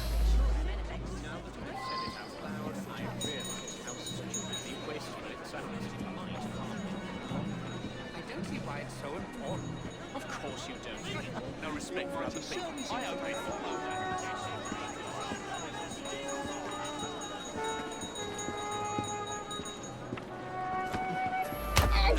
Looks like a mess is brewing. Keep your eyes ahead of you and walk. Come now, you are barking up the wrong tree, sir. for the ruckus, I wonder? Now, wait a minute. What the devil is going on over there? I know that voice. Frye, is that you? Frye! It's a crime. What's happening? Jacob, it's me, Sergeant Frederick Appeline. Freddy. Sergeant, undercover. There's to be a robbery at the Bank of England, I'm sure of it. Robbery? It's a fortress. The boys at the station thought I was joking. Wouldn't be so funny if it was their life savings. Who's behind it? That's confidential. Oh, come on, Freddy. I can help you. Imagine the headlines. Thieves caught in the act. Abeline right, all along. Well, I suppose I can fill you in a little. Every fiscal quarter, a branch of the bank is robbed. Never the same branch. The thieves are supplied by Cockham merchants. Thanks for the info, Freddy. It's Sergeant, and I'm keeping my eye on you.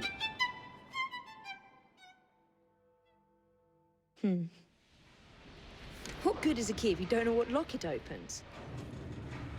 I dare say Miss Thorne is in the same predicament. Henry! Mr. Green, here, this is it. This matches a casket owned by the Queen, kept in the Tower of London. It's a fortress. I don't suppose you have any friends there? A guardsman? If you can find him once you're inside. I'll talk to you again when I have the shroud. Thank you for your help. Right, yes. Good luck. Evie?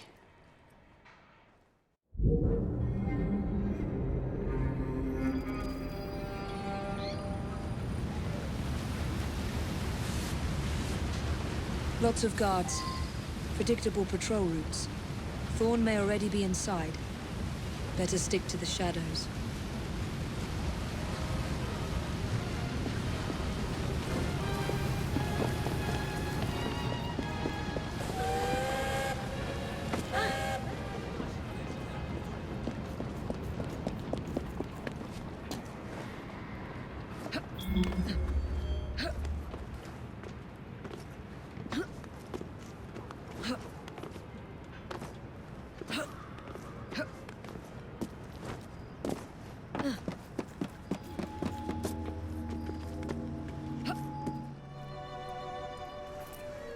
The shroud is in a chest that matches the key. Find it and bring it to me. You're not with the Royal Guard. How many of you are there? Tell me. Then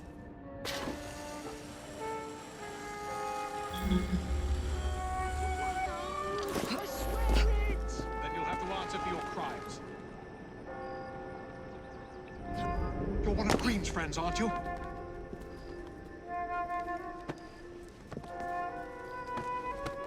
Thank heavens you've come. That Thorne woman has Templars everywhere, disguised as guards. I think I could pass as one of them long enough to sneak you inside, except the guards out here already know my face. You need to deal with them first. You need to be by the White Tower when you're ready.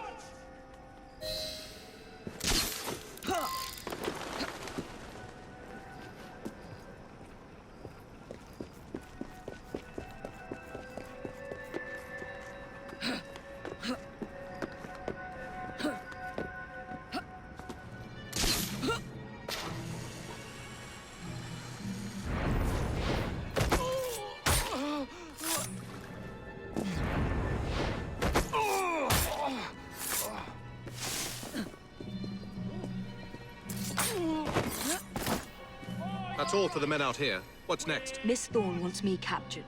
If she sees me in chains, she might let her guard down. Can you make it look convincing? You mean pretend like you're my prisoner? I'll do my best, Mum. If we get too close, those Templars might realize I'm not one of theirs. Then let's keep our distance.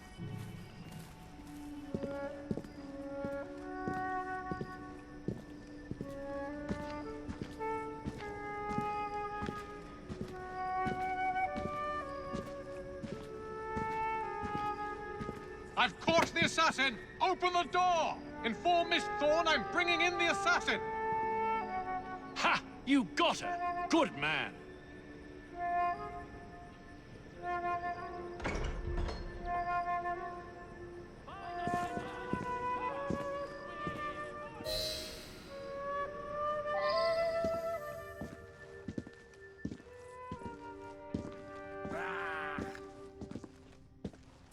Templar's own London assassin. Don't forget it.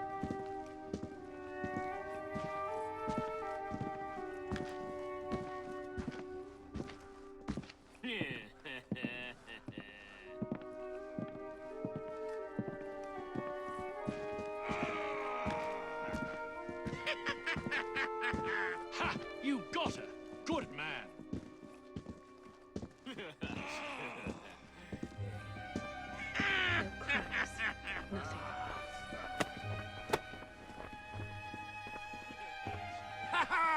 Look who we have here, lads!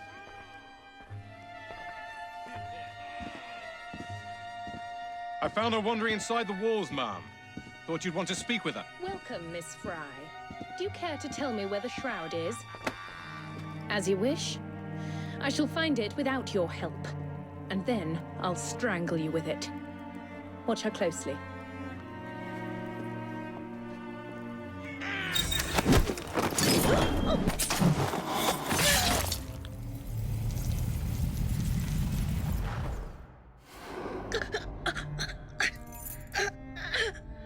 So, you have murdered me after all.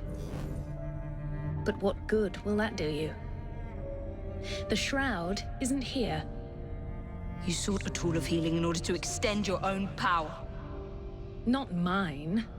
Ours. You are so short-sighted. You'd hoard power and never use it, when we would better the condition of humanity. I hope you never find the shroud.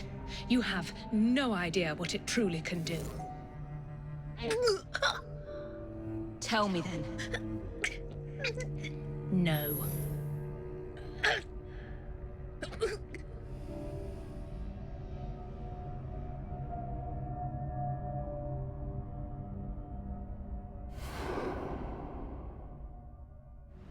Take this down. Then I want it sealed until you receive further orders. Miss Thorne. You supplied me with the means to secure London's future. The city thanks you. The Order thanks you. I thank you. But the shroud can only be worn by one. Therefore, I hereby dissolve this partnership. I promise to endow you with an income into your old age. That is the most I can do. The Father of Understanding guide you. Yes, what is it? Miss Thorne, sir. What of her? I'm sorry, sir. She is dead. And the key? Where is the key? There was no key found on her body, sir.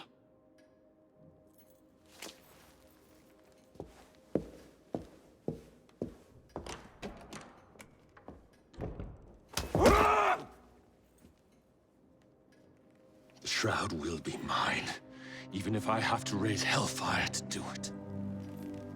Burn the letter.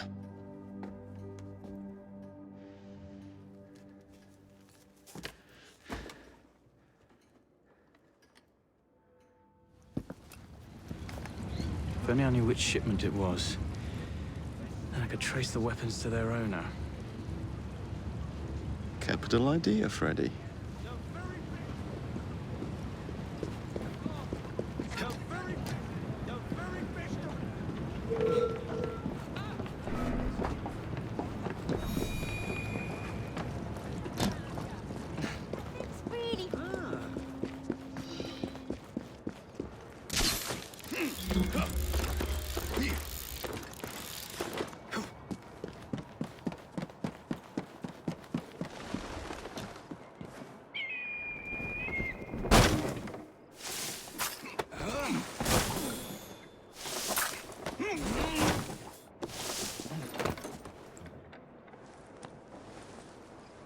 Tea.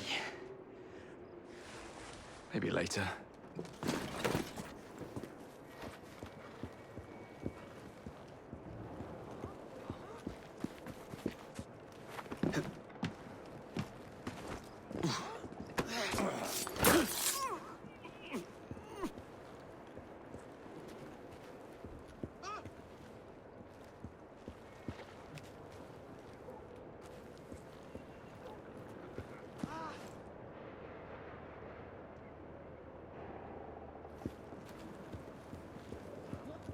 What's he doing here?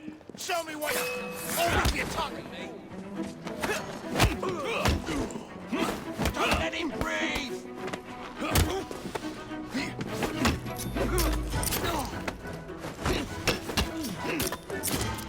This is your last battle! Ensure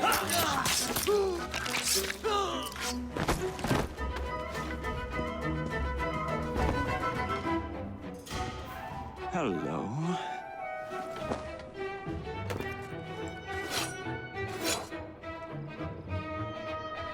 And now to wait for the crates to be retrieved.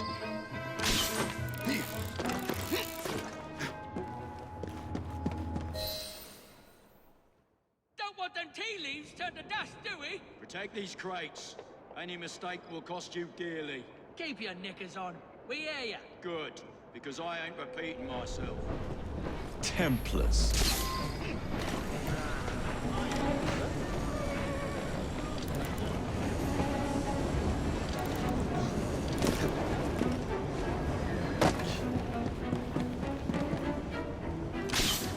Ah, yes. Lead me to Mr. Plutus.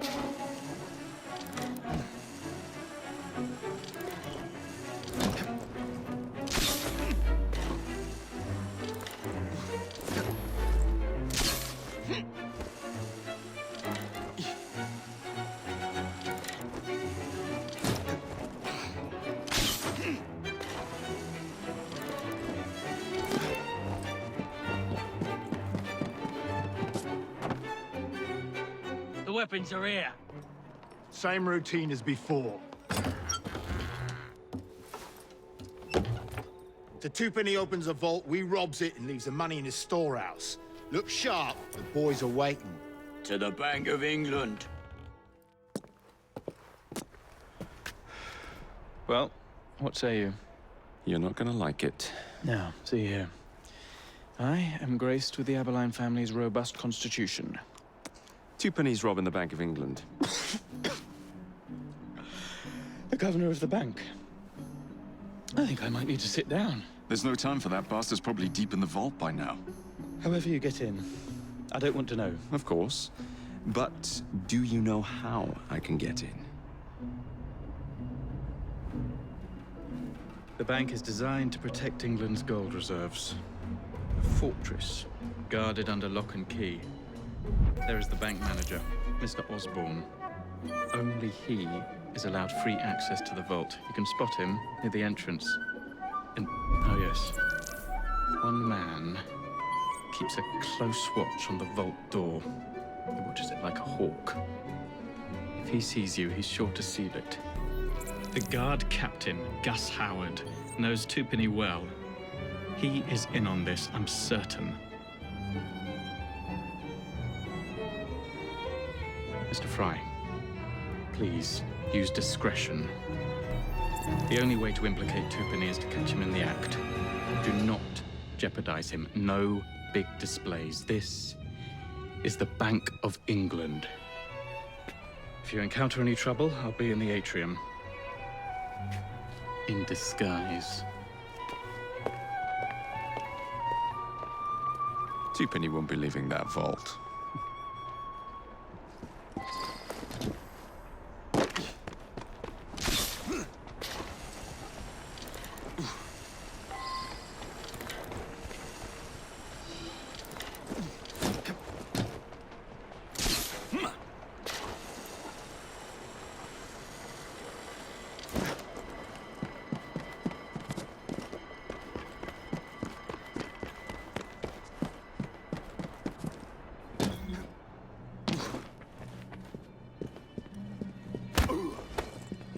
Where is Tupani? Please!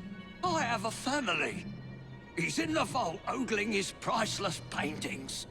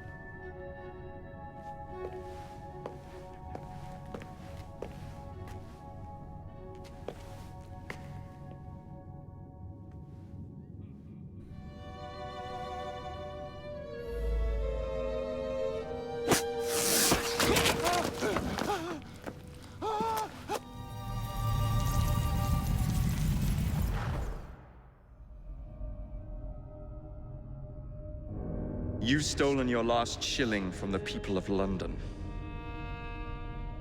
Those animals squander their savings. We are the experts in investment. Nothing would be built or improved. Nothing would rise above the muck without our hand guiding. No creating the future. They benefit as much as their work. It is their city, not yours. Without our investments, there would be no city.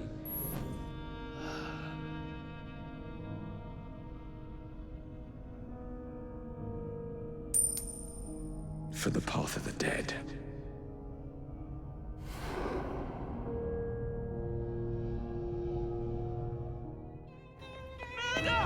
Thank goodness, the police! We're saved!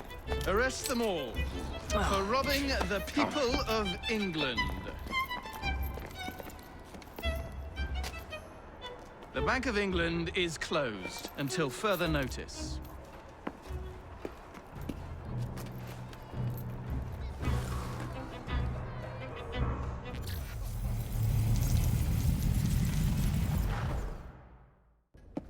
The currency a laughingstock. Inflation out of control, Tupani brutally murdered. And yet Parliament does nothing. The bill will be defeated, sir. That buffoon Disraeli shall be taken care of. It has been arranged, upon my honor. Your honor carries little weight. How dare you, sir! The poor people of this city have suffered enough. Today I granted a significant rise to my staff in order to counter inflation. What? I would supply all of London if I could. Meanwhile, you sit in your club and wax poetic with promises your honor cannot pay. Your family's fortune, however. I wonder what they would offer to keep your record out of the newspapers. About the same as Disraeli would offer. For your balls, I'd wager. But let's be generous. Why limit ourselves to one or the other, when we can have it all? What say you, sir? Shall I come collect? No more dallying. The halls of Parliament must be free to govern. Again. Understood? You may see yourself out.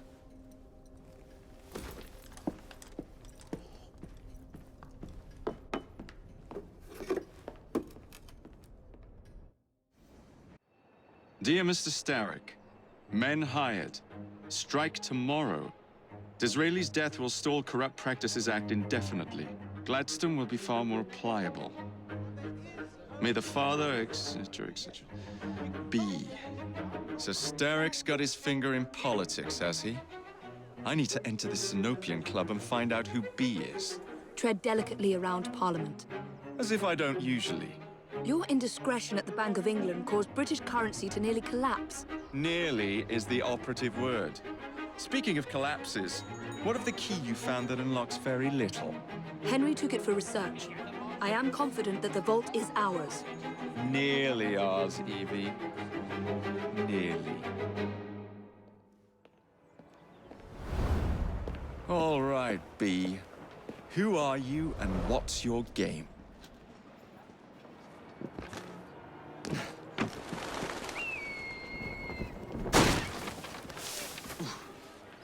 Yes, Thomas, was it?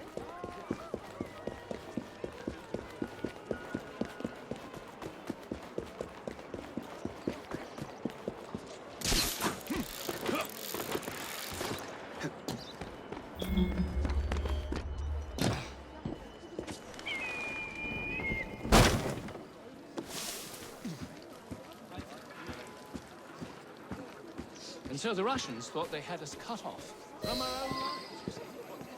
Now, a lesser commander should have thrown his hands up and surrendered. Mediocre one. Well, if it isn't my dear old chum, Mr. Disraeli. Now, Prime Minister, which of your friends is about to stab you in the back? The Corrupt Practices Bill is a vital step in reforming our government. If the majority party is allowed to dictate the results of contested elections, we can scarcely call ourselves free. If we yield up our rights bit by bit to the courts, we can scarcely call ourselves free. But you're always insignificant. So, you gladly being invisible, you would rather throw your body upon the gears and thrones than surrender one iota of power. By God, Disraeli, you are a fool. I'll not stand idly by and watch you drag parliamentary privilege through the muck. No, certainly not. You'd rather return us to the yoke of tyranny. Perhaps while we're at it, Mr. Gladstone, we could repeal Magna Carta and return the crown to the bloody Stuarts. How dare you, sir? Hey, who do you think you are? Merely because I do not wish to see government placed in the hands of judges, you make these slanderous accusations? I'm not interested. I'll not stand for it. Then I shall obviate the requirement. Good evening, sir.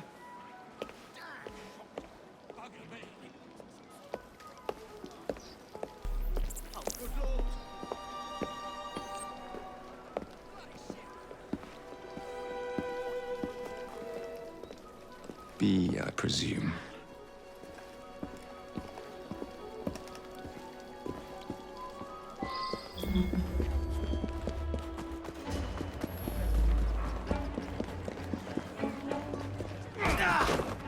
Pleasure to meet you. B. B! My name's Herbert! And why are you following the Prime Minister? It's just a job, sir! Some old bloke paid me to...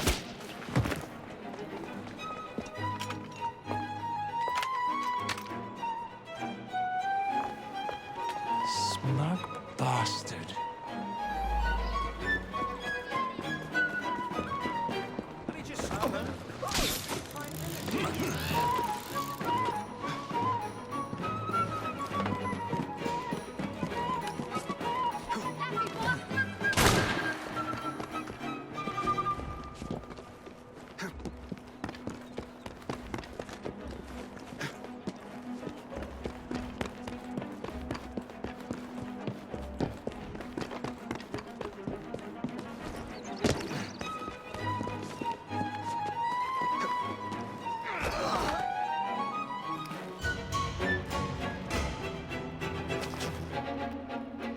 Bloody hell!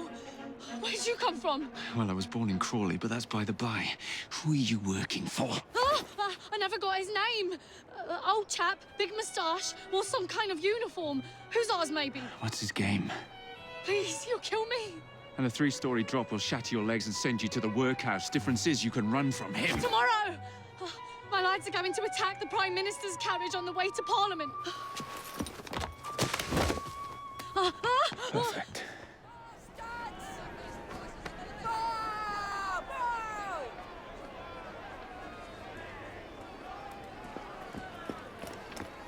How am I supposed to afford... What has happened? Your brother. What's he done this time? The newspapers are all over Twopenny's murder, and if that weren't enough, someone has stolen the currency printing plates. Was that also Jacob's doing? I doubt it. Now, no one trusts the bank or England's currency. There will be inflation, riots, manufacturing will jump to America for the cheap labor. In short, Britain is done for. Jacob, you've really put your foot in it now. What if I smuggle the plates back into the bank? Well, it'd certainly help. Better yet, it would call into question the stories on Twopenny's murder, which would restore confidence in the economy. That's settled then. Britain lives to see another day. Oh, and if it's not too much trouble, would you mind destroying any counterfeit notes you come across so they don't circulate? Of course. Follow me. The counterfeit money is being spent nearby. Well, if you can call it counterfeit. With those printing plates, it's nearly impossible to tell the real notes from the fake ones. Mr. Aberline. If this gets out... Well, I've said this already. When people don't trust their currency, and we're already seeing riots... Mr. Aberline. Indeed I am. I have the utmost faith in you, Miss Frye.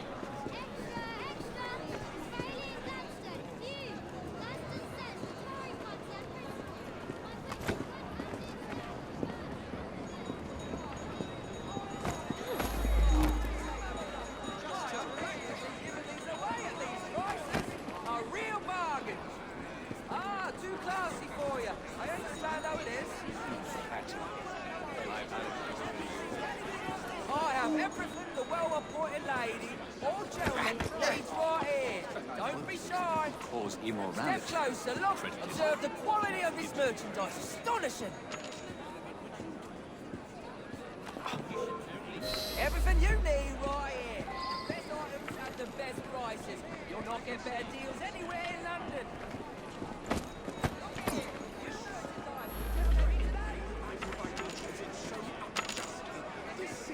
You two, follow me. I don't wish to be robbed on my way to the cart. The counterfeiters. Heard about the rioting at the bank? They can riot all they like. We won't be giving back those plates.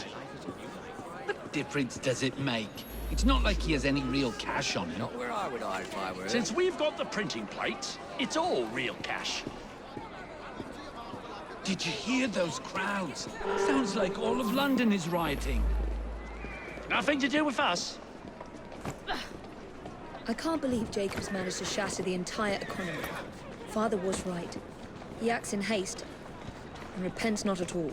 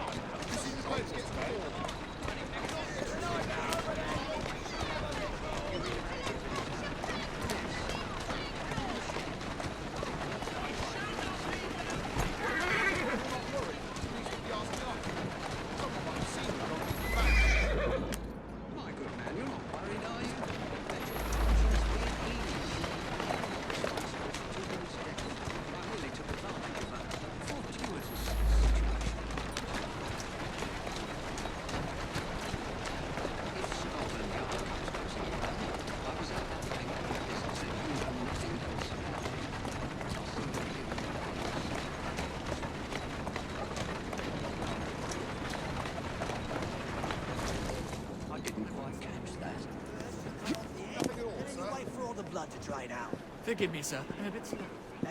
Keep your eyes open. Anyone could be trying to get in. Yes, sir. Keep this place locked down. Yes, sir. Guard this place as you would the Bank of England itself. Absolutely, sir.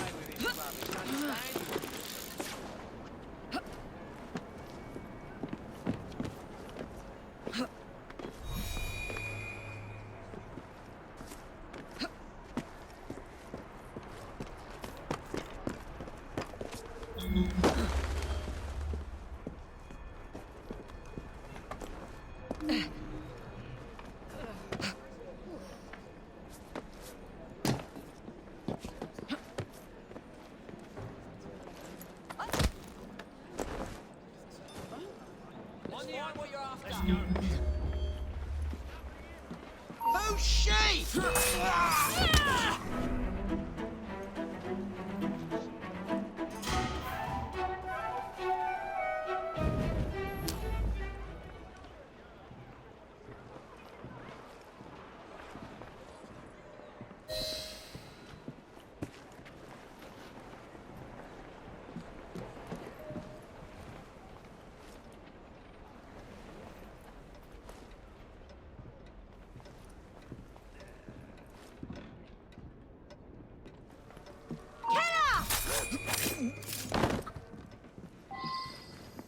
Now to sneak these back into the bank. Bunch of bankers, as in wankers! Keep an eye on that one. You're out of line, miss! Don't make me cross the street! This is my curiously done. Who's in charge here?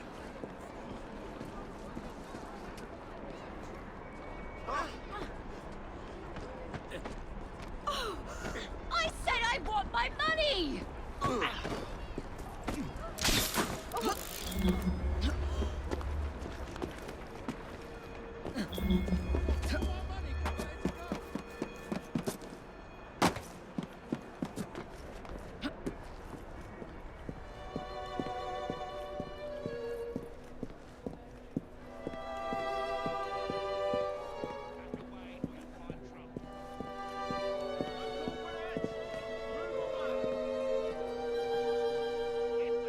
Stay back. I'm warning you.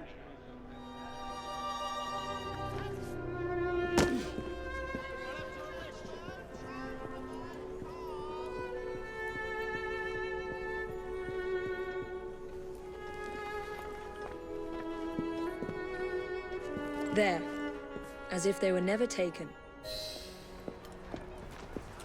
Well, the London papers are running the story of how it was all a hoax. No more riots. Faith in the bank restored. Finally, I might get a quiet night on patrol. Miss Frye, I can't thank you enough. Glad we've averted catastrophe, Sergeant. Although it's Jacob who should be thanking me. So much for the house call. I have to find a way into that carriage.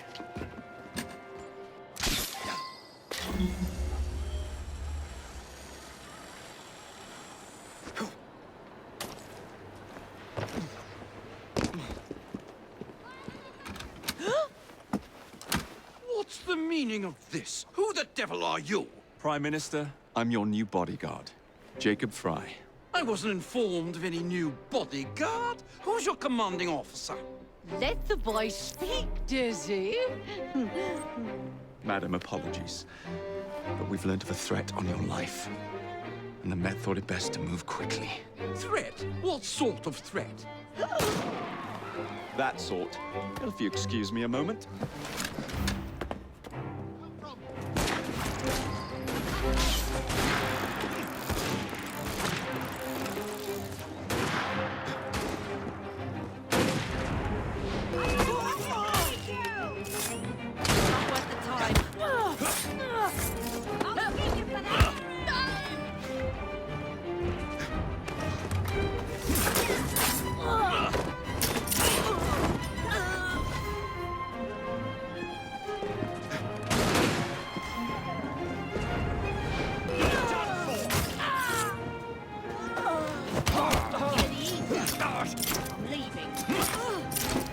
I'll gut you like a fish!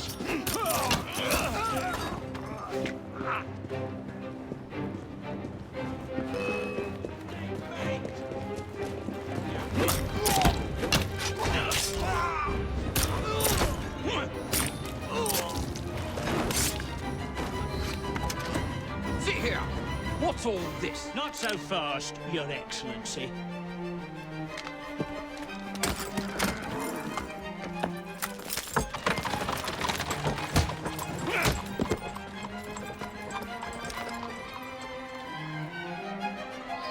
Hey!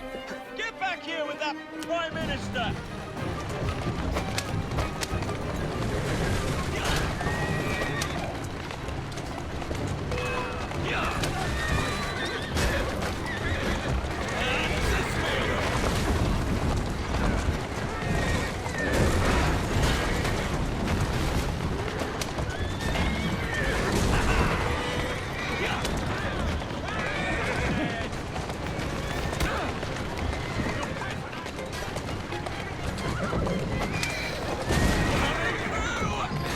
Everyone all right? We seem to have come through unscathed. You have our thanks, Mr. Frye. It was Gladstone. I bet my life on it. This is perfectly in keeping with his lack of character. Show yourself, Gladstone! Show yourself, you feckless muckslipe! Well, he's hardly going to be in the van with a cudgel, is he?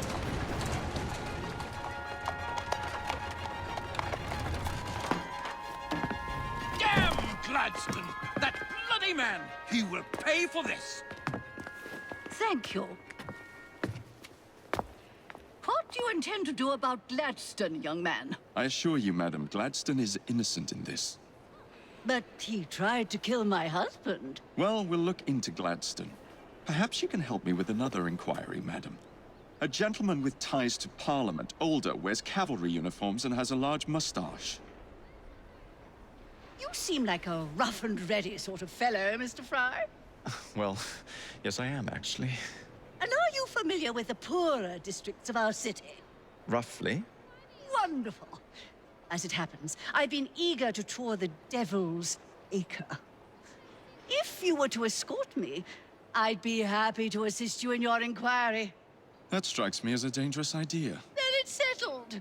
Come back here to Downing Street tomorrow night, 8 o'clock sharp. Good day, Mr. Frye. But I... Good day, Mr. Frye.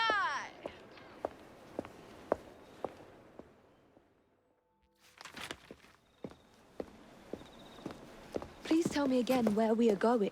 I found a letter from the Prince Consort among Lucy Thorne's research, marked with the same insignia as your key, dated 1847. 1847. The same year the Prince began renovations to Buckingham Palace. You think he added a vault for the shroud? And since there is no map of the palace with the room marked Secret Vault... Your Highness, may I present Miss Evie Frye. Miss Frye, Maharaja Duleep Singh. A pleasure, Your Highness. My friend, the plans you asked for have been removed. Removed? By whom? Crawford Starrick, or someone employed by him. Yes, I thought you might recognize the name. I know where they are, but it is heavily guarded. That part will not be a problem. I thought not.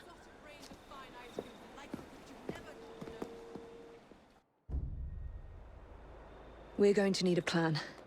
I can provide a distraction for the guards while you find a safe way inside. Oh. Really? For you, Evie? Certainly.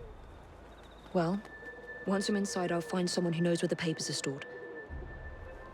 And we will be back on the train. Be careful.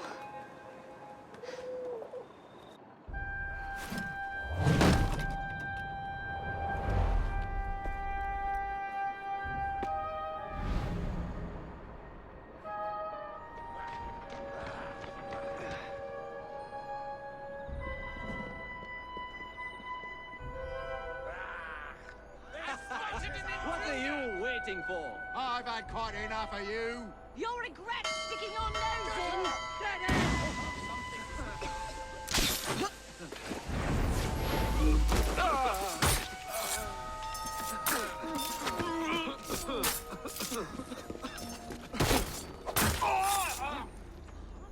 Who the devil is she? You think...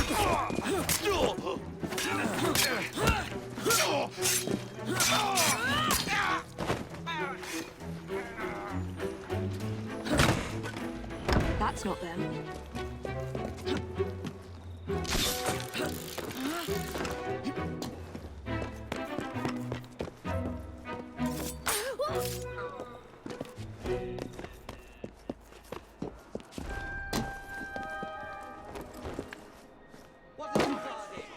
Show me! I'm coming over there! Get in! Oh, I'd like to know what's good for you!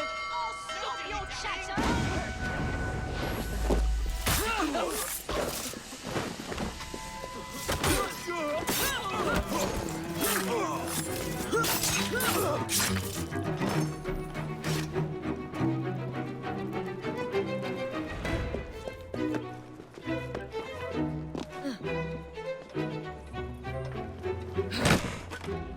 Nothing here.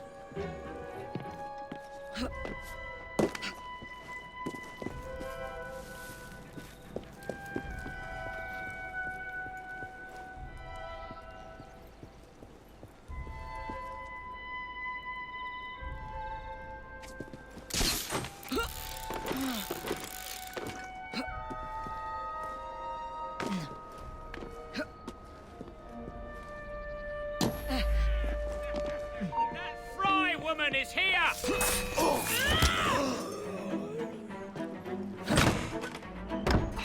No. Looks like I have to ask someone where the plans are.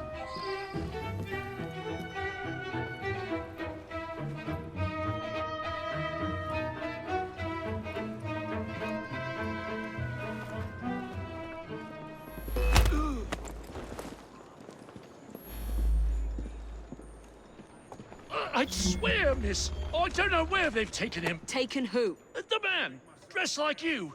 The guards dragged him off. Henry? The plans you stole, where are they? I don't know anything about that. The plans. The mission.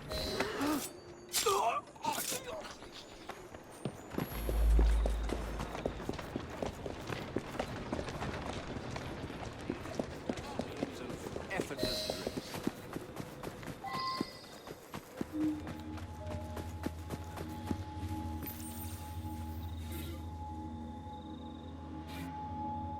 Miss Frye! You're some of Clara's children. They took Mr. Henry. We couldn't stop them. I bit one of them good, though. They dragged him off in a red carriage. They won't get far, though. One wheel looked like it was about ready to fall off. You can see the cart tracks. It looks so wobbly-like.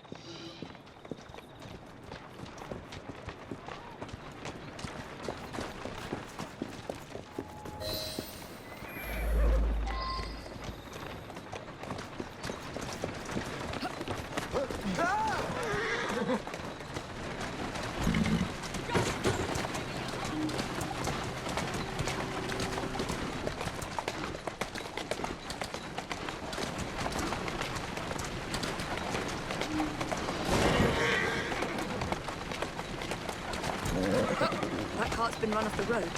They must be driving quickly.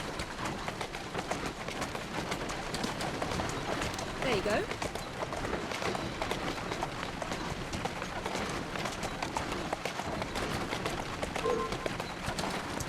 They're knocking people over, too.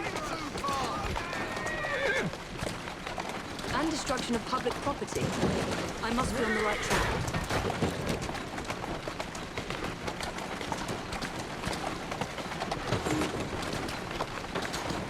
Go on. That must be the carriage. Found you. Now to find Henry. Hell, Missy! All right. I surrender.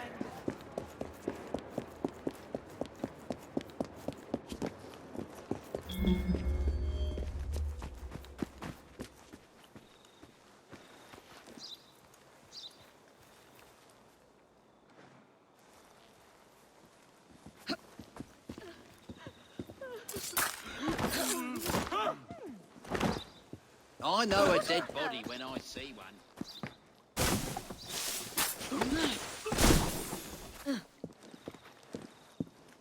I could have sworn I'd locked this gate. This is supposed to be locked. Bloody urchins opened it again, no doubt.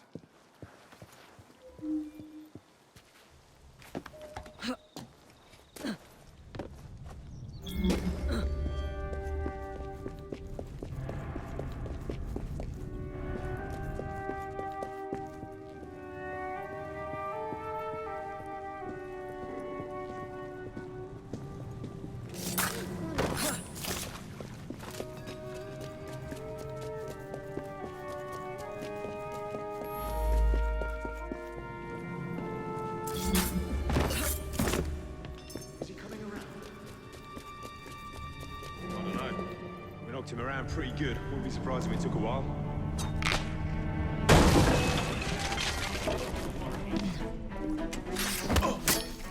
I cannot defeat the killer!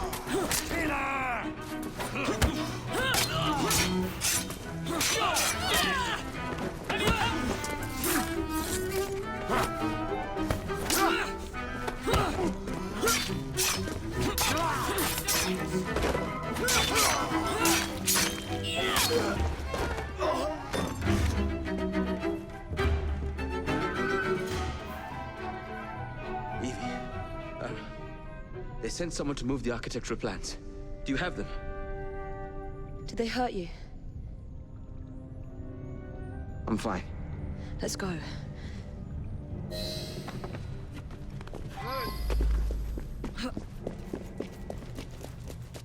What about the plans? The plans are lost. Evie, I'm sorry. Just concentrate on escaping, please.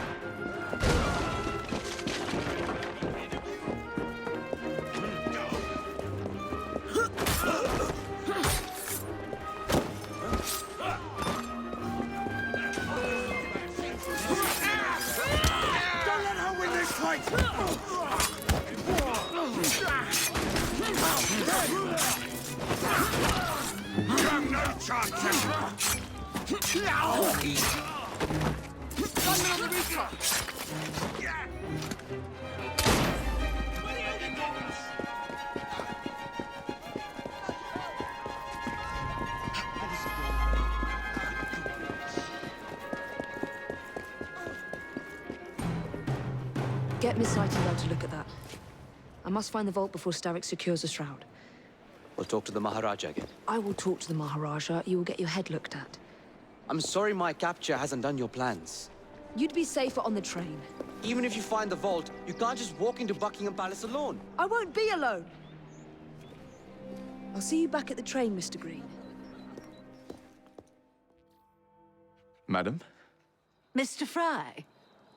ready to take the air? Devil's Acre should just be coming alive.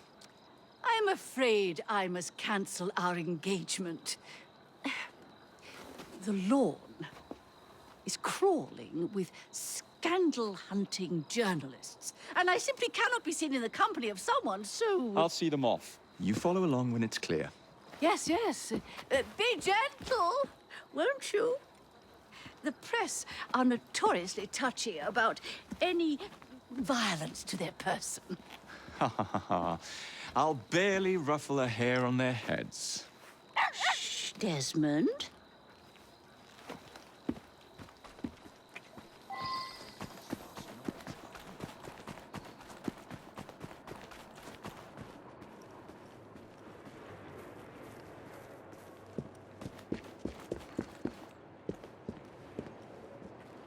That's yours, if you can get those chaps over there to follow me. Right you are, sir. Blimey! Look! It's Squire Bancroft! Best lead them astray before they tear me to shreds.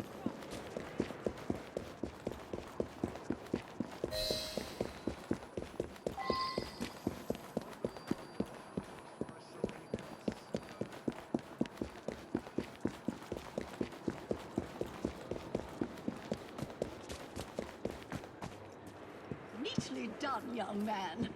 Dizzy ought to keep you on to deal with the Liberals. Now, a drive is in order, I think. I certainly don't intend to walk the entire way to Devil's Acre. Let's go.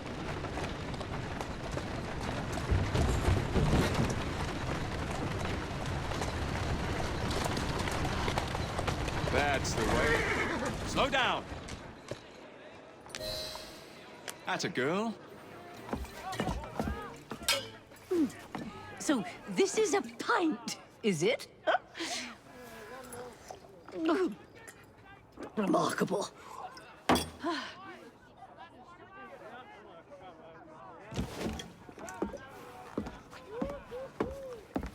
Nice doggy.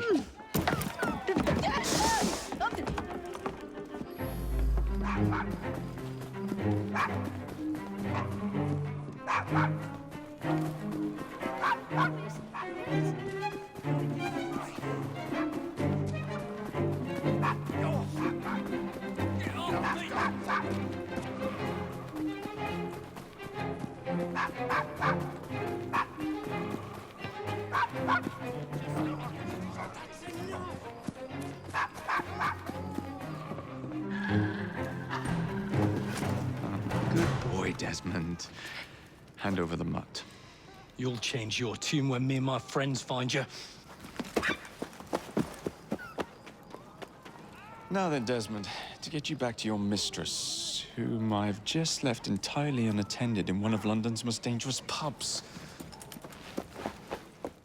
Well, if you never told your father how you felt about him, how was he supposed to know? I never thought of it that way. I suppose deep down we all just want to be loved. Just so. Here, have a sweetie. Oh, Desmond and Mr. Frye, I'd like you to meet... Oh, I'm sorry, I didn't catch your name. John the Tosser. Charmed. I think we better get you home. Right you are, Mr. Frye. Come along, Desmond.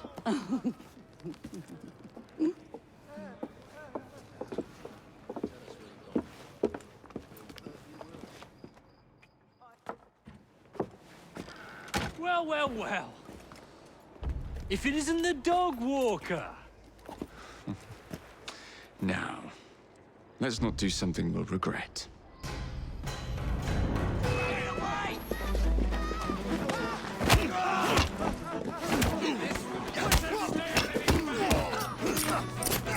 This is your last bout! In short, blaze on now!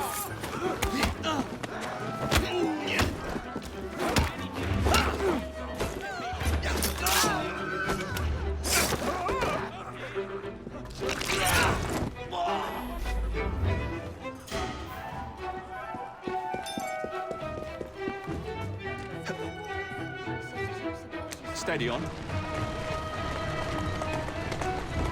Who's a good horse? Well, I must thank you for a most energetic and enlightening evening, Mr. Frye. No, thank you, madam. Perhaps now you might tell me about the man in the hussar's uniform. Quite right. Lord Cardigan is the gentleman you seek. Tiresome man. Always blathering on about his military adventures. Do you know where I might find him for a private conversation? I do indeed. He's in town now, as it happens, campaigning against the Corrupt Practices Bill. Perhaps you could catch him in the Palace of Westminster. Oh, do be careful. Doing fine. The government could ill afford another scandal. I assure you, I'll be very discreet.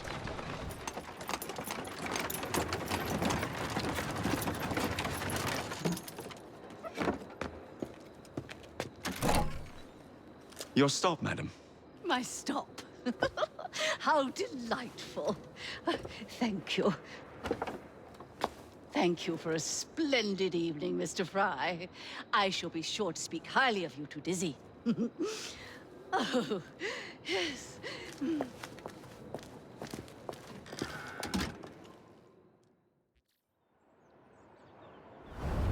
What's this nonsense about needing a password to see Lord Cardigan today? Relax. I've got it in my pocket. Come now, gentlemen.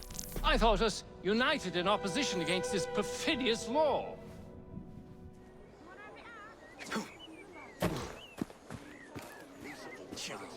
Hey, who do you think you are?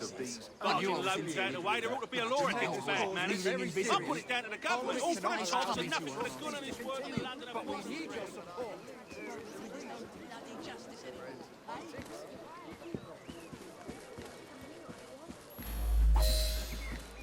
Balaclava.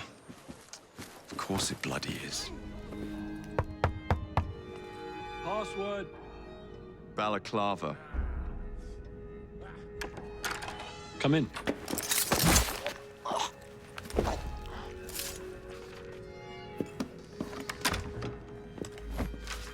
Now then, let's discuss this like... Good God! Who the bloody hell? Oh, shut up.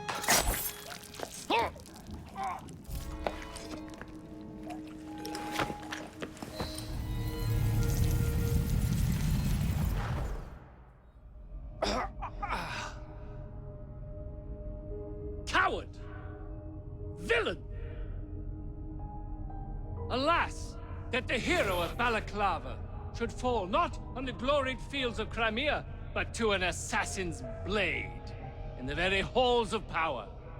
Are you finished yet? Take your bow, knave, for you have managed what no Russian battery, what no Indian tiger could achieve. Claim your trophy, and may you choke on it. Yes, but do tell me more about Balaclava. Farewell. Farewell, dear Britannia. Your dawn shall be dimmer that the Earl of Cardigan sees it not.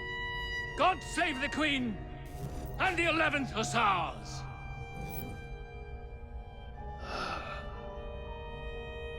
What a prick.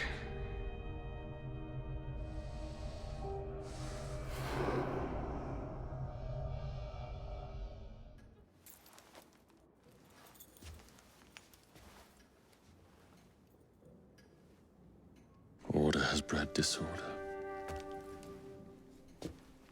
The sea rises to flood the pubs and extinguish the street lamps. Our city will die. Tupene has failed. Lucy has failed.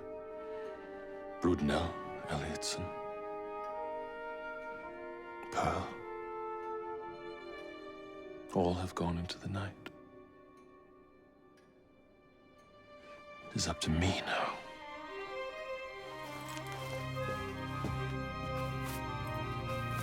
The assassins have brought nature's fury into our homes.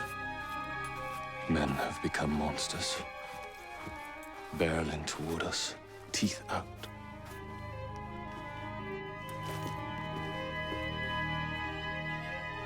Our civilization must survive this onslaught.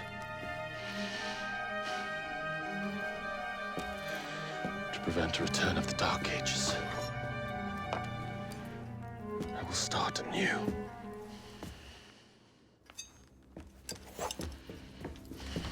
London must be reborn.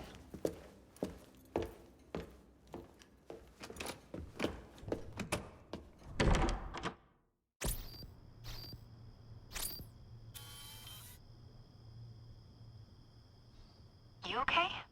Apart from the death squad on our tail, apart from that. Backup's on the way. Why are you pushing yourself so hard? It's not your job to fight Templars. I had this colleague. He was our boss's son. I didn't much care for him at the start. Everyone treated him like he was so bloody special. To me, he just wasn't invested in anything that didn't affect him personally. But I was wrong about him. He became my friend, put himself through hell, and he saved us all in the end. So I reckon, well, I can't apologize to him, but I can try and live up to his example. You are a good assassin. Holy jeez! Hello. It has been too long. Galena! Blimey, I have not seen you since we blew up that lab in Paris. There were many explosions and you screamed like a baby. Bishop tells me Otzoberg is here. I will kill him for you. Super, great news. Now, if you wouldn't mind keeping watch, I am going to lie down and die now. Rest. We have a big fight coming. The Peace of Eden is under Buckingham Palace. We've got all we need. Let's start planning our infiltration. Hold on, better to get visual verification. If we're gonna move, we need to be 100% sure. We'll only get one shot before Otso Berg crashes down on us. Gotta agree with Sean. We'll position ourselves near the palace, but we'll wait for you to sync the genetic data before we move. It's all up to you, Initiate. You're late.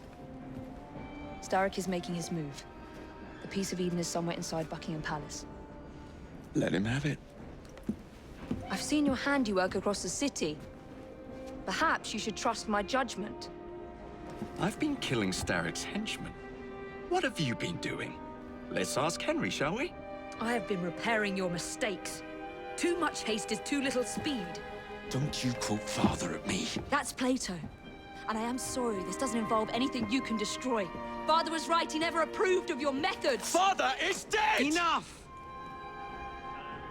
I have just received word from my spies. At the palace ball tonight, Starrick plans to steal the Piece of Eden, and then eliminate all the heads of church and state. Once more for old time's sake? And then we're finished. Agreed. So what's the plan? Such an unexpected delight to visit you both. What is the news on the street? Mrs. Disraeli, we have discovered that there is something inside Buckingham Palace that could threaten the... What my sister's failing to say is that we require entrance into the ball tonight. Impossible! Even if there were any invitation cards remaining, which there are not, someone of your lowly station... If that damn fool Gladstone is attending this evening, they can have my card. Perfect. Then I'll go alone. Mrs. Disraeli, if you would be kind enough to inform my darling brother of the location of the Gladstones' residence, perhaps he could use his considerable skills to commandeer their cards. What fun! Did you hear that, Dizzy? We're going to pinch the Gladstones' invitations. Thank you for volunteering me, sweet sister. Oh, a pleasure, brother, dearest. Now, Mrs. Disraeli, if you would excuse me, I must visit with the Maharaja. It occurs to me that he may have a second set of plans to a certain vault.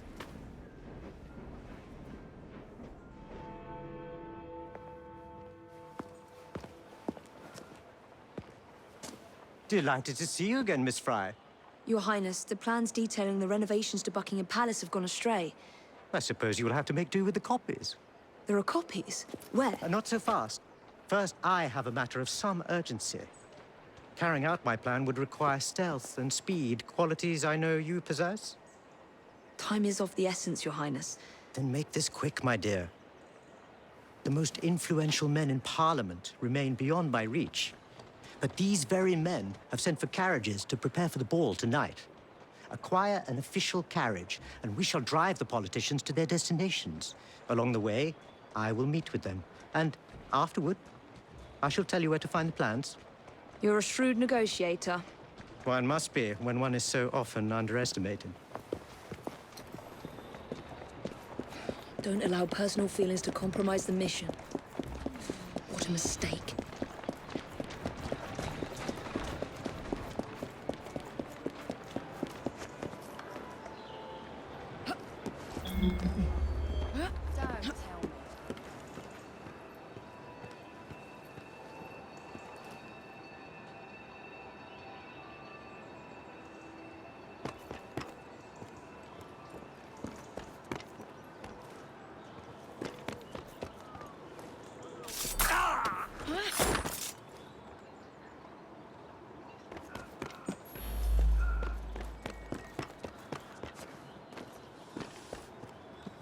She can't be up to much good. Oh,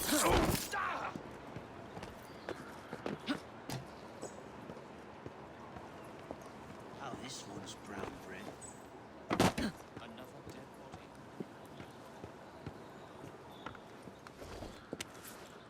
body.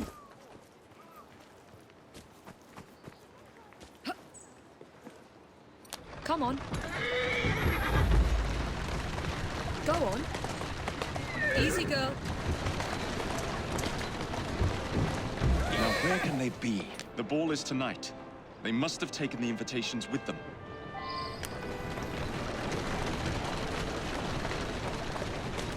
Whoa!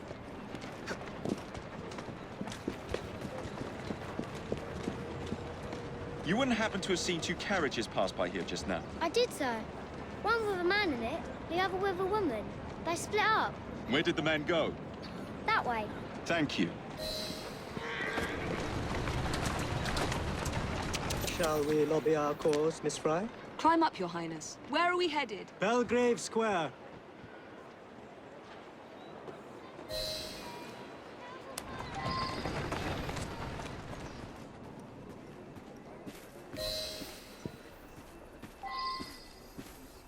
A private party event. Don't mind if I do.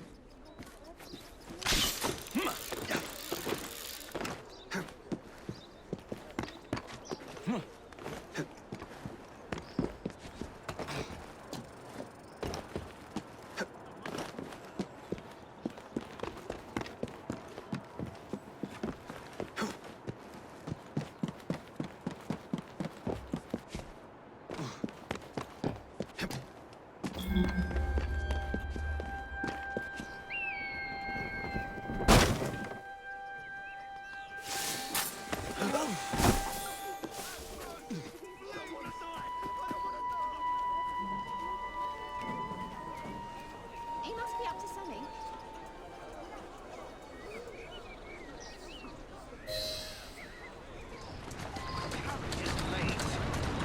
Tourist station, please, and on the double. My son is anticipating my arrival. Welcome, sir. Your Highness, what a surprise. Is life not about embracing the unexpected? I shall take but a few moments of your time. A matter of utmost importance must be discussed. When the Commonwealth seized the Punjab from my people... It was not a seizure, but a rightful transaction. Britain promised to protect me. By robbing me of my kingdom, Parliament acted in violation of the treaty signed with my family. Here, read it. I was not aware. Read. That is all I ask. You are one of the few in a position to help. I will do what I can. Thank you, sir.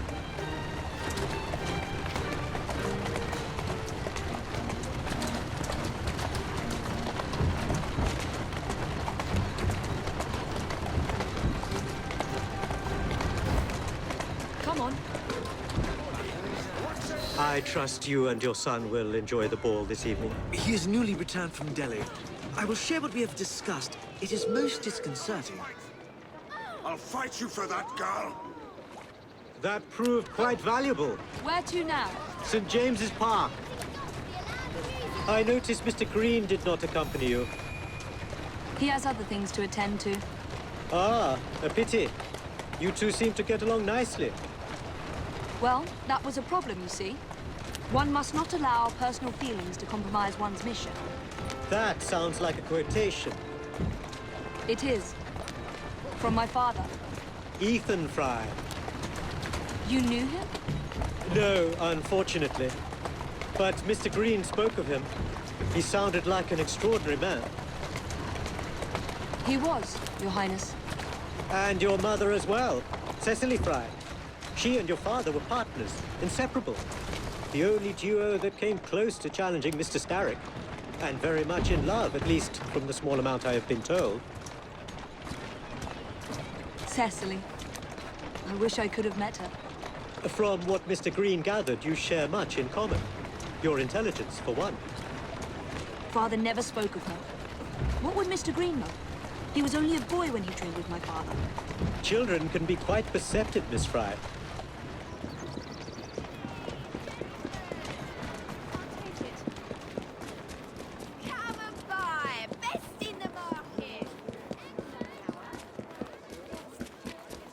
Mrs. Gladstone's under guard. Better be cautious. Better wait until she's alone.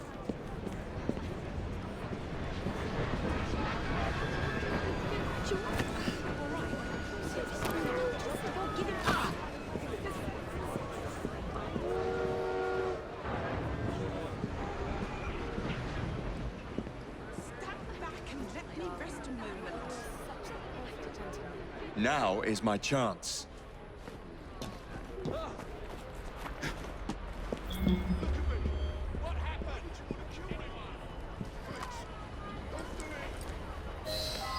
One should not attend the Queen's ball without making a proper entrance. Now for the invitations. What's this? Swords must be left at the door by order of the Queen. Freddy will know what to do. To Parliament, please, on the double. Yes, sir.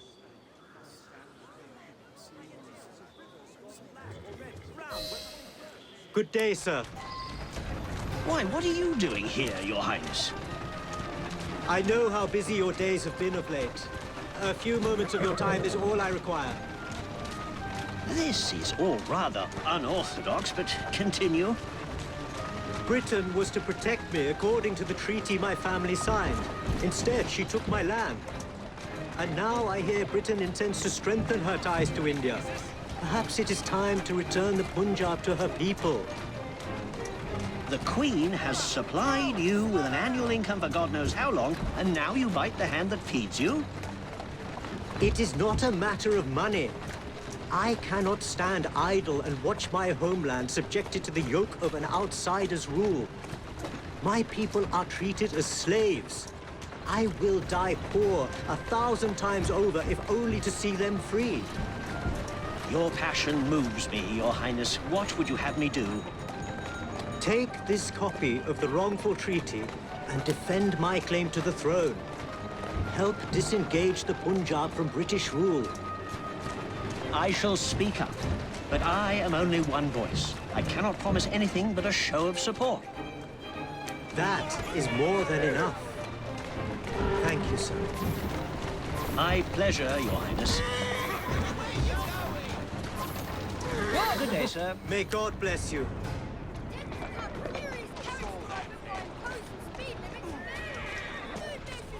Only one more remains. To the Gladstone residence.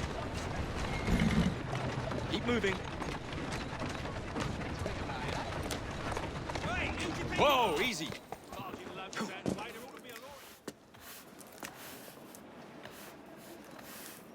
Quite a carriage you got there. Where did you buy it, if you don't mind me asking? Ask all you want, Freddy. You'll never get an answer. Damn it all. Was it my eyebrows? Yes, and your face, voice, and body. Look, I've got an invitation to the Queen's ball tonight. How did you come by that? Freddy, there's to be an attack on the ball. I need to smuggle some weapons inside to prevent it. Supposing I believe you. Only the Royal Guard carries weapons. So? Too easy. For God's sake, Freddy. Fine. I require a guard's uniform.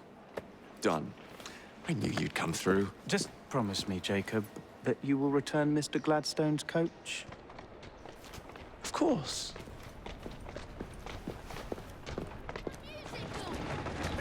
To the Sinopian Club, straight away.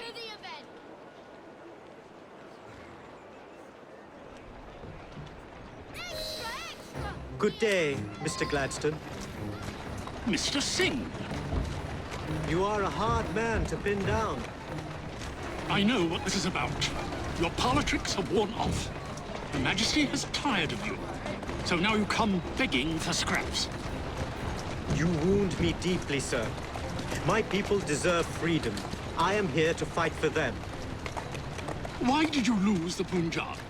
I shall tell you, Your Highness. You were outgunned, outmaneuvered, and simply outclassed. Yes, the Sikhs deserve freedom. I hope with British help and progress, they shall achieve it. Then why do they cry out for their king? Britain has a duty to bring about peace. It is an enormous responsibility, and I value your guidance and advice, along with that of Parliament. But it's our burden to rule India, and certainly not the duty of a forgotten leader who has not seen his country for 20 years. I apologize for being so frank, but one must not tell lies to a king. Your honesty is most enlightening. When I become Prime Minister, I intend to push for peace, but it will be a long and slow process. And I am afraid I can almost guarantee you will never see India again. If my people are free, then my imprisonment shall be no burden. Perhaps your idealism is real. Although, after observing the tigers wandering the grounds of your lush, expensive estate, forgive me for doubting it.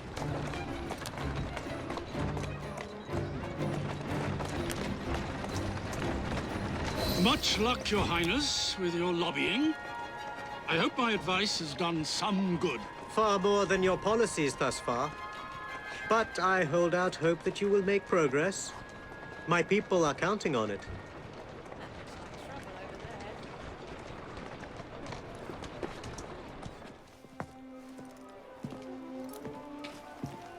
Thank you, Miss Frye, for forwarding my cause. Oh, you are welcome. I hope some good comes of it, despite Mr. Gladstone's vitriol. Those of us with the largest hearts protect them the most. Your father, for instance. From what I understand, he was extraordinarily sad. Broken, even, after your mother's passing. That kind of pain can blind us, cause us to say outlandish things to protect the ones we love. It's time you returned this carriage and recovered those plans. They are located in Buckingham Palace. The Queen keeps them among her personal papers in the White Drawing Room. I wish you a good evening, Miss Evie Frye. And to you, Your Highness.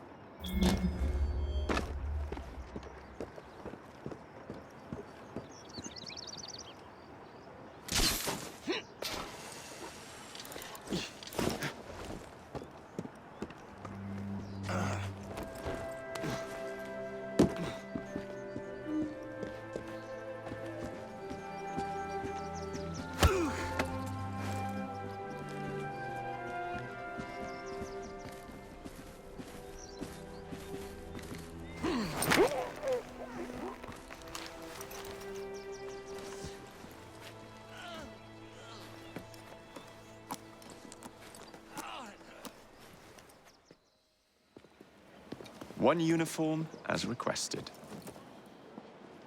It's still warm. My gift to you? I will meet you on the roof of Buckingham Palace. You're such a romantic.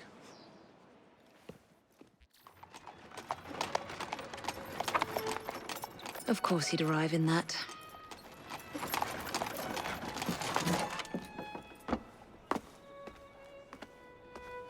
Miss Frye? Hand him your weapons. We must enter unarmed.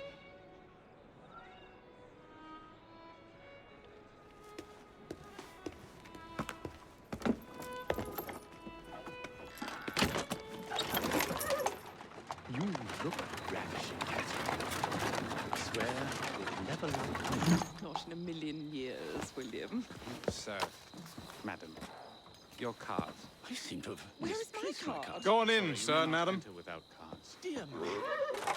I am soon to become Prime Minister. What in the blazes is our carriage doing here? Did I hear something?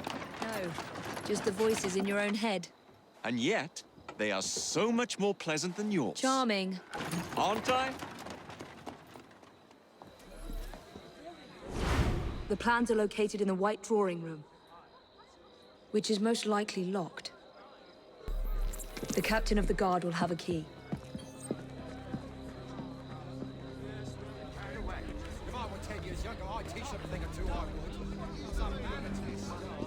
You are going to escort me. Keep your mouth closed, and this will be over before you know it. Who are you? The lady is with me. Much obliged. Madam?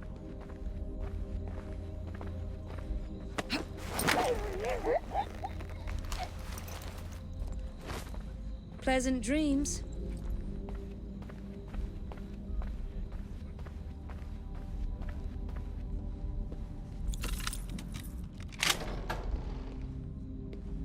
The plans are somewhere nearby.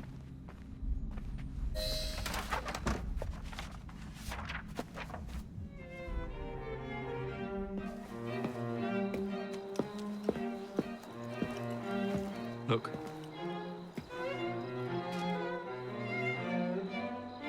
Right. I'll kill the imposters and rescue the captives. There you are! I have someone I'm simply dying for you to meet. Come with me.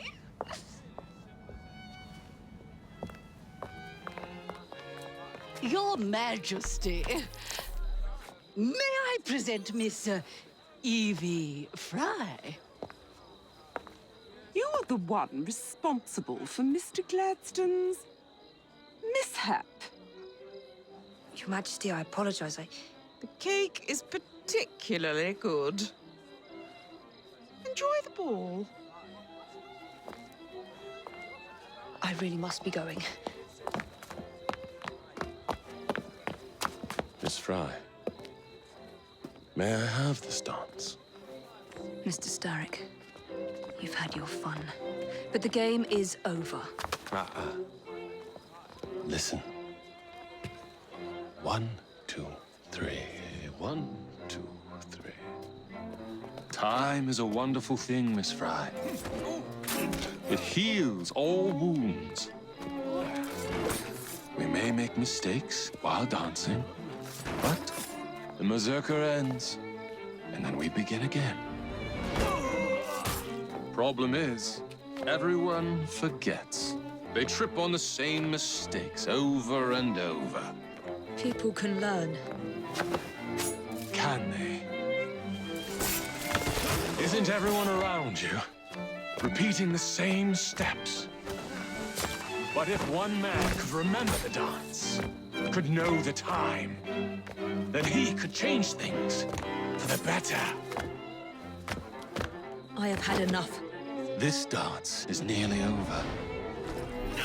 Soon, the people will forget the generation on this terrace.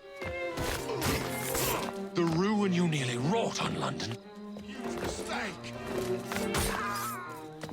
When the music ceases, Miss Frye, your time is up, and mine begins.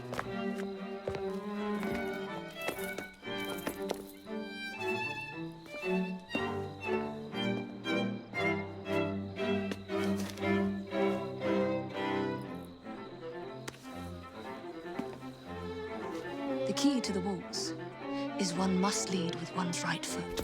Oh, my! Everything all right, my dear? Do you require assistance? I never liked balls.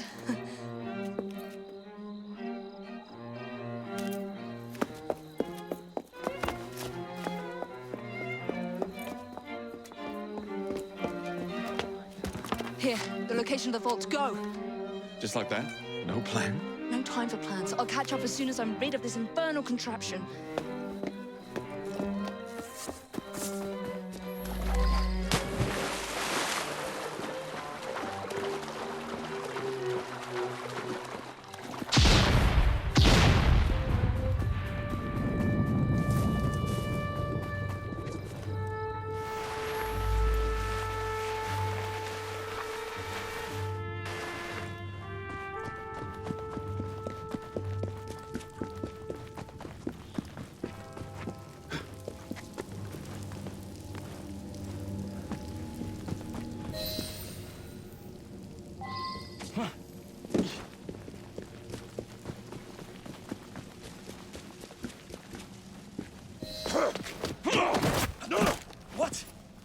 What are you doing? Exploiting. I warned you, my boy. But you do not listen.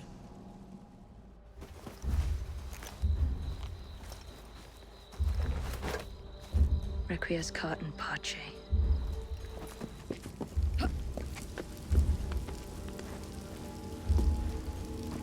Jacob!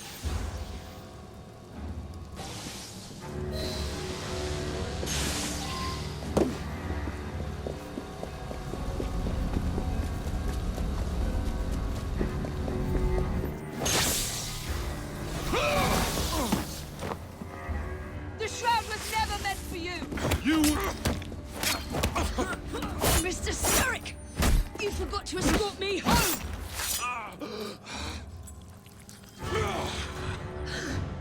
Let me rectify my mistake. I had come closer, my...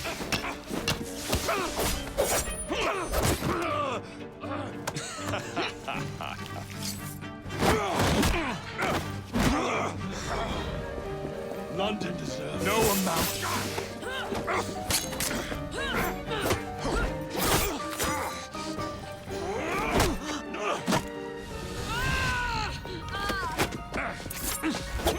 Get out of my city! Evie!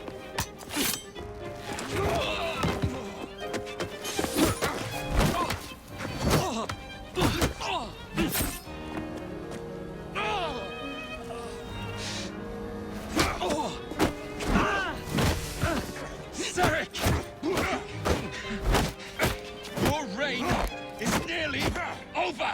It has barely begun. Henry! Jacob! Evie! Now!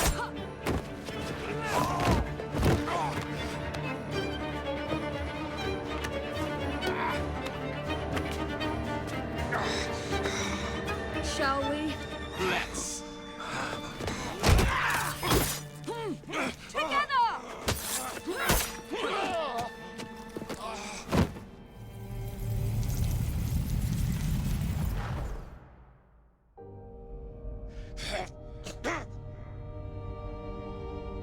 London will perish without me. You flatter yourself. I would have created a paradise. The city belongs to the people. You are but one man. I am at the very top of the Order! You were, Mr. Starrick. You were.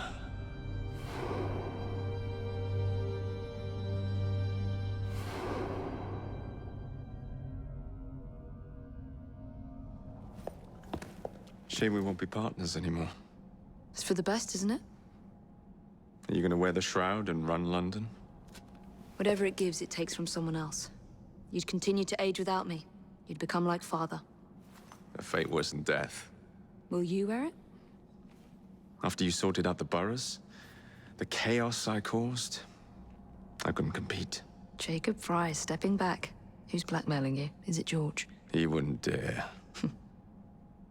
I've missed you. Me too. Would it be possible to continue where we left off? I'd love nothing more. I'm starting to think Father didn't know everything about everything. Henry.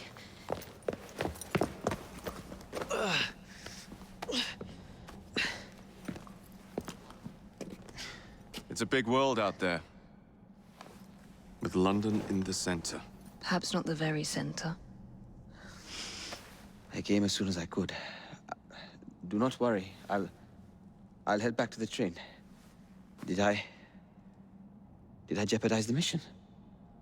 Henry, you saved it.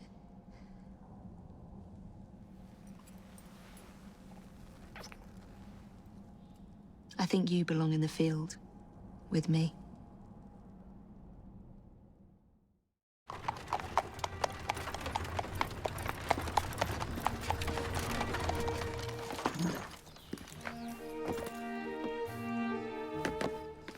A carriage! Nicely done, Freddy.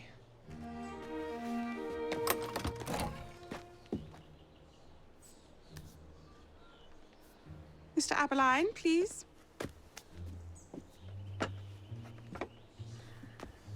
Your Majesty. Miss Frye. You've met before?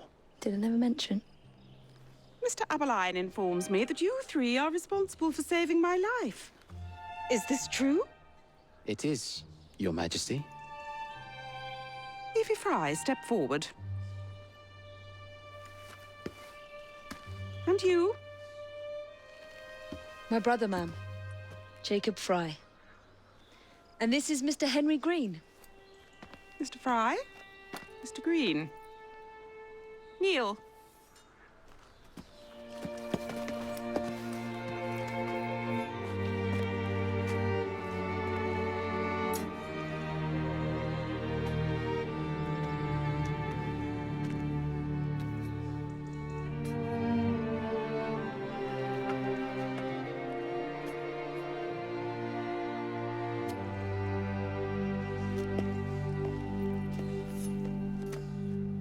Arise. I invest you all in the Order of the Sacred Garter. Thank you, Your Majesty. If you are as adept as Mr. Abeline implies, I may call on you. Sergeant Abeline tends to exaggerate, Your Majesty. We shall meet again. And Miss Frye. Ma'am? Should you want it, I saved you some cake.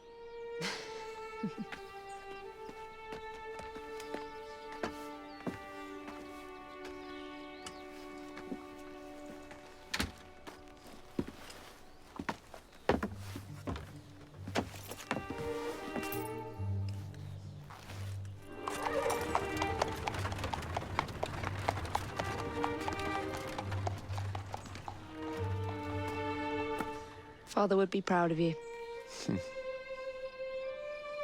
Dame Evie Frye. Sir Jacob Frye. Race you to the train. You're on.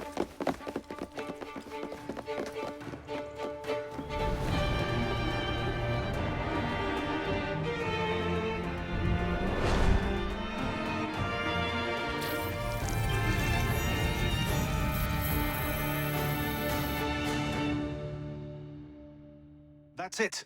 It's under the palace. Time to go.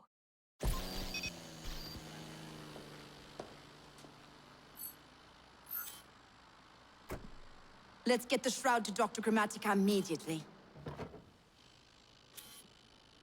Sigma team beat us here. We're too late. What do we do?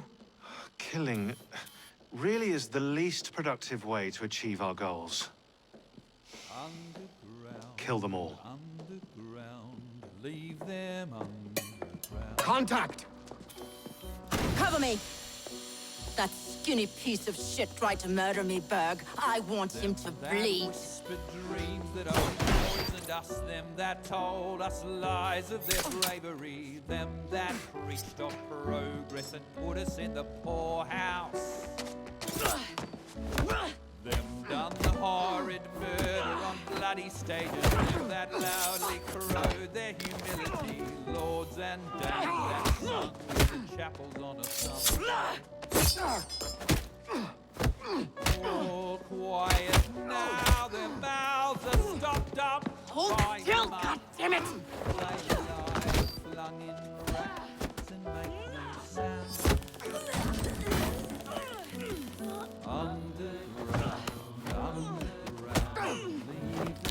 Only the mission matters! Understood!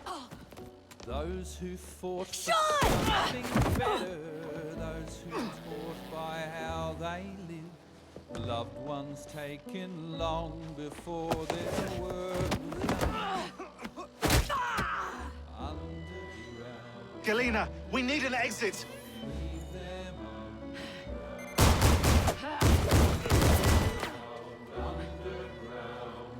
Kill them all! All targets are righteous!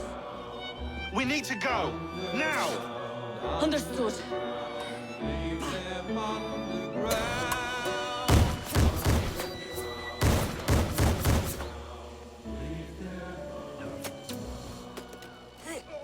Shroud! Forget the bloody shroud! Stay with me, Bex. Please! We go.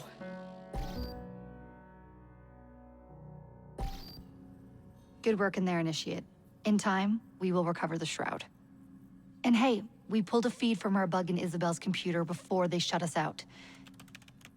Playing it now.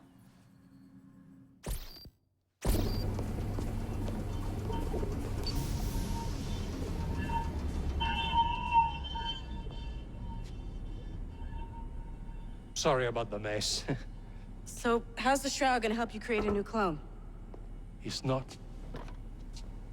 When the shroud is wrapped around the body, it scans it for damage and then reconstructs it on a cellular level. You're not making a clone. You're gonna recreate a precursor from scratch. Bingo! The Phoenix Project timetable just got accelerated big time. I'm going to call Alan Rick and deliver the good news. It's like Christmas!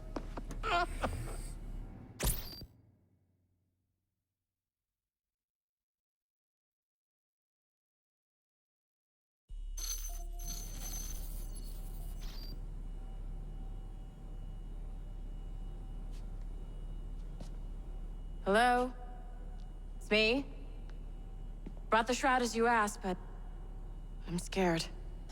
Do not fear me. You've done well. I'm not scared of you. I'm scared for you. Anyone finds out what you've been doing. You have played your part, my instrument. I will save you. I will save you all.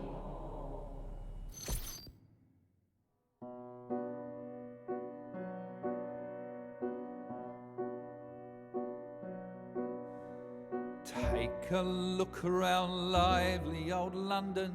Buzzing crowds, we sweat and we revel. Red-cheeked shouts and songs in the flicker of the gaslight. Eager blighty bursts from the cobblestones, racing, climbing, blooming fertility, born from secret seeds that are scattered in the night time. London is fed upon the meat of the dead. They're one shallow inch below the town. Underground, underground, leave them underground.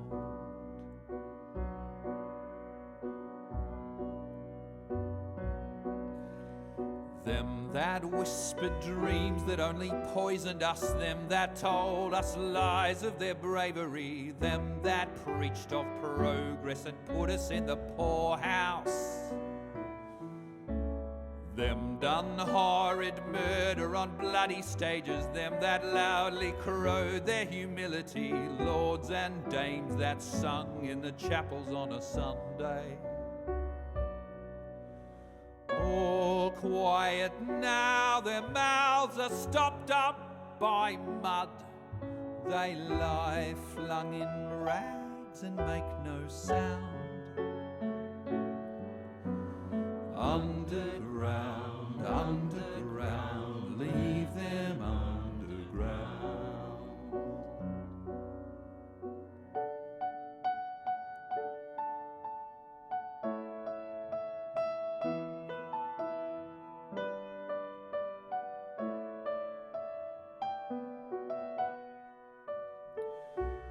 Those who fought for something better, those who taught by how they lived, loved ones taken long before their work was done. Underground, underground, leave them underground. Underground, underground, leave them underground. Underground, underground, leave them underground. Underground, underground, leave them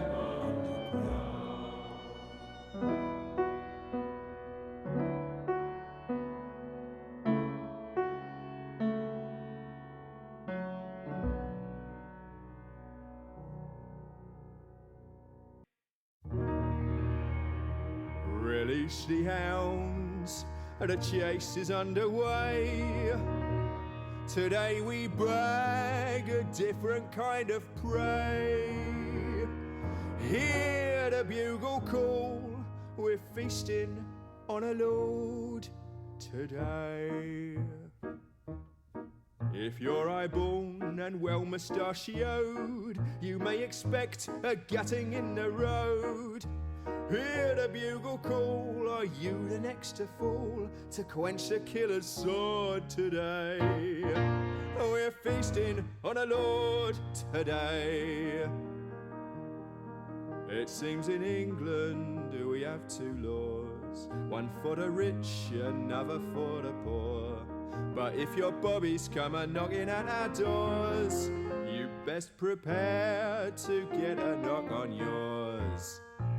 A hooded guest you'll greet in your salon, a silver tray to serve your carcass on. Uncork the Beaujolais and watch the scarlet spray. We'll guzzle and we'll gorge today. We're feasting on a Lord today.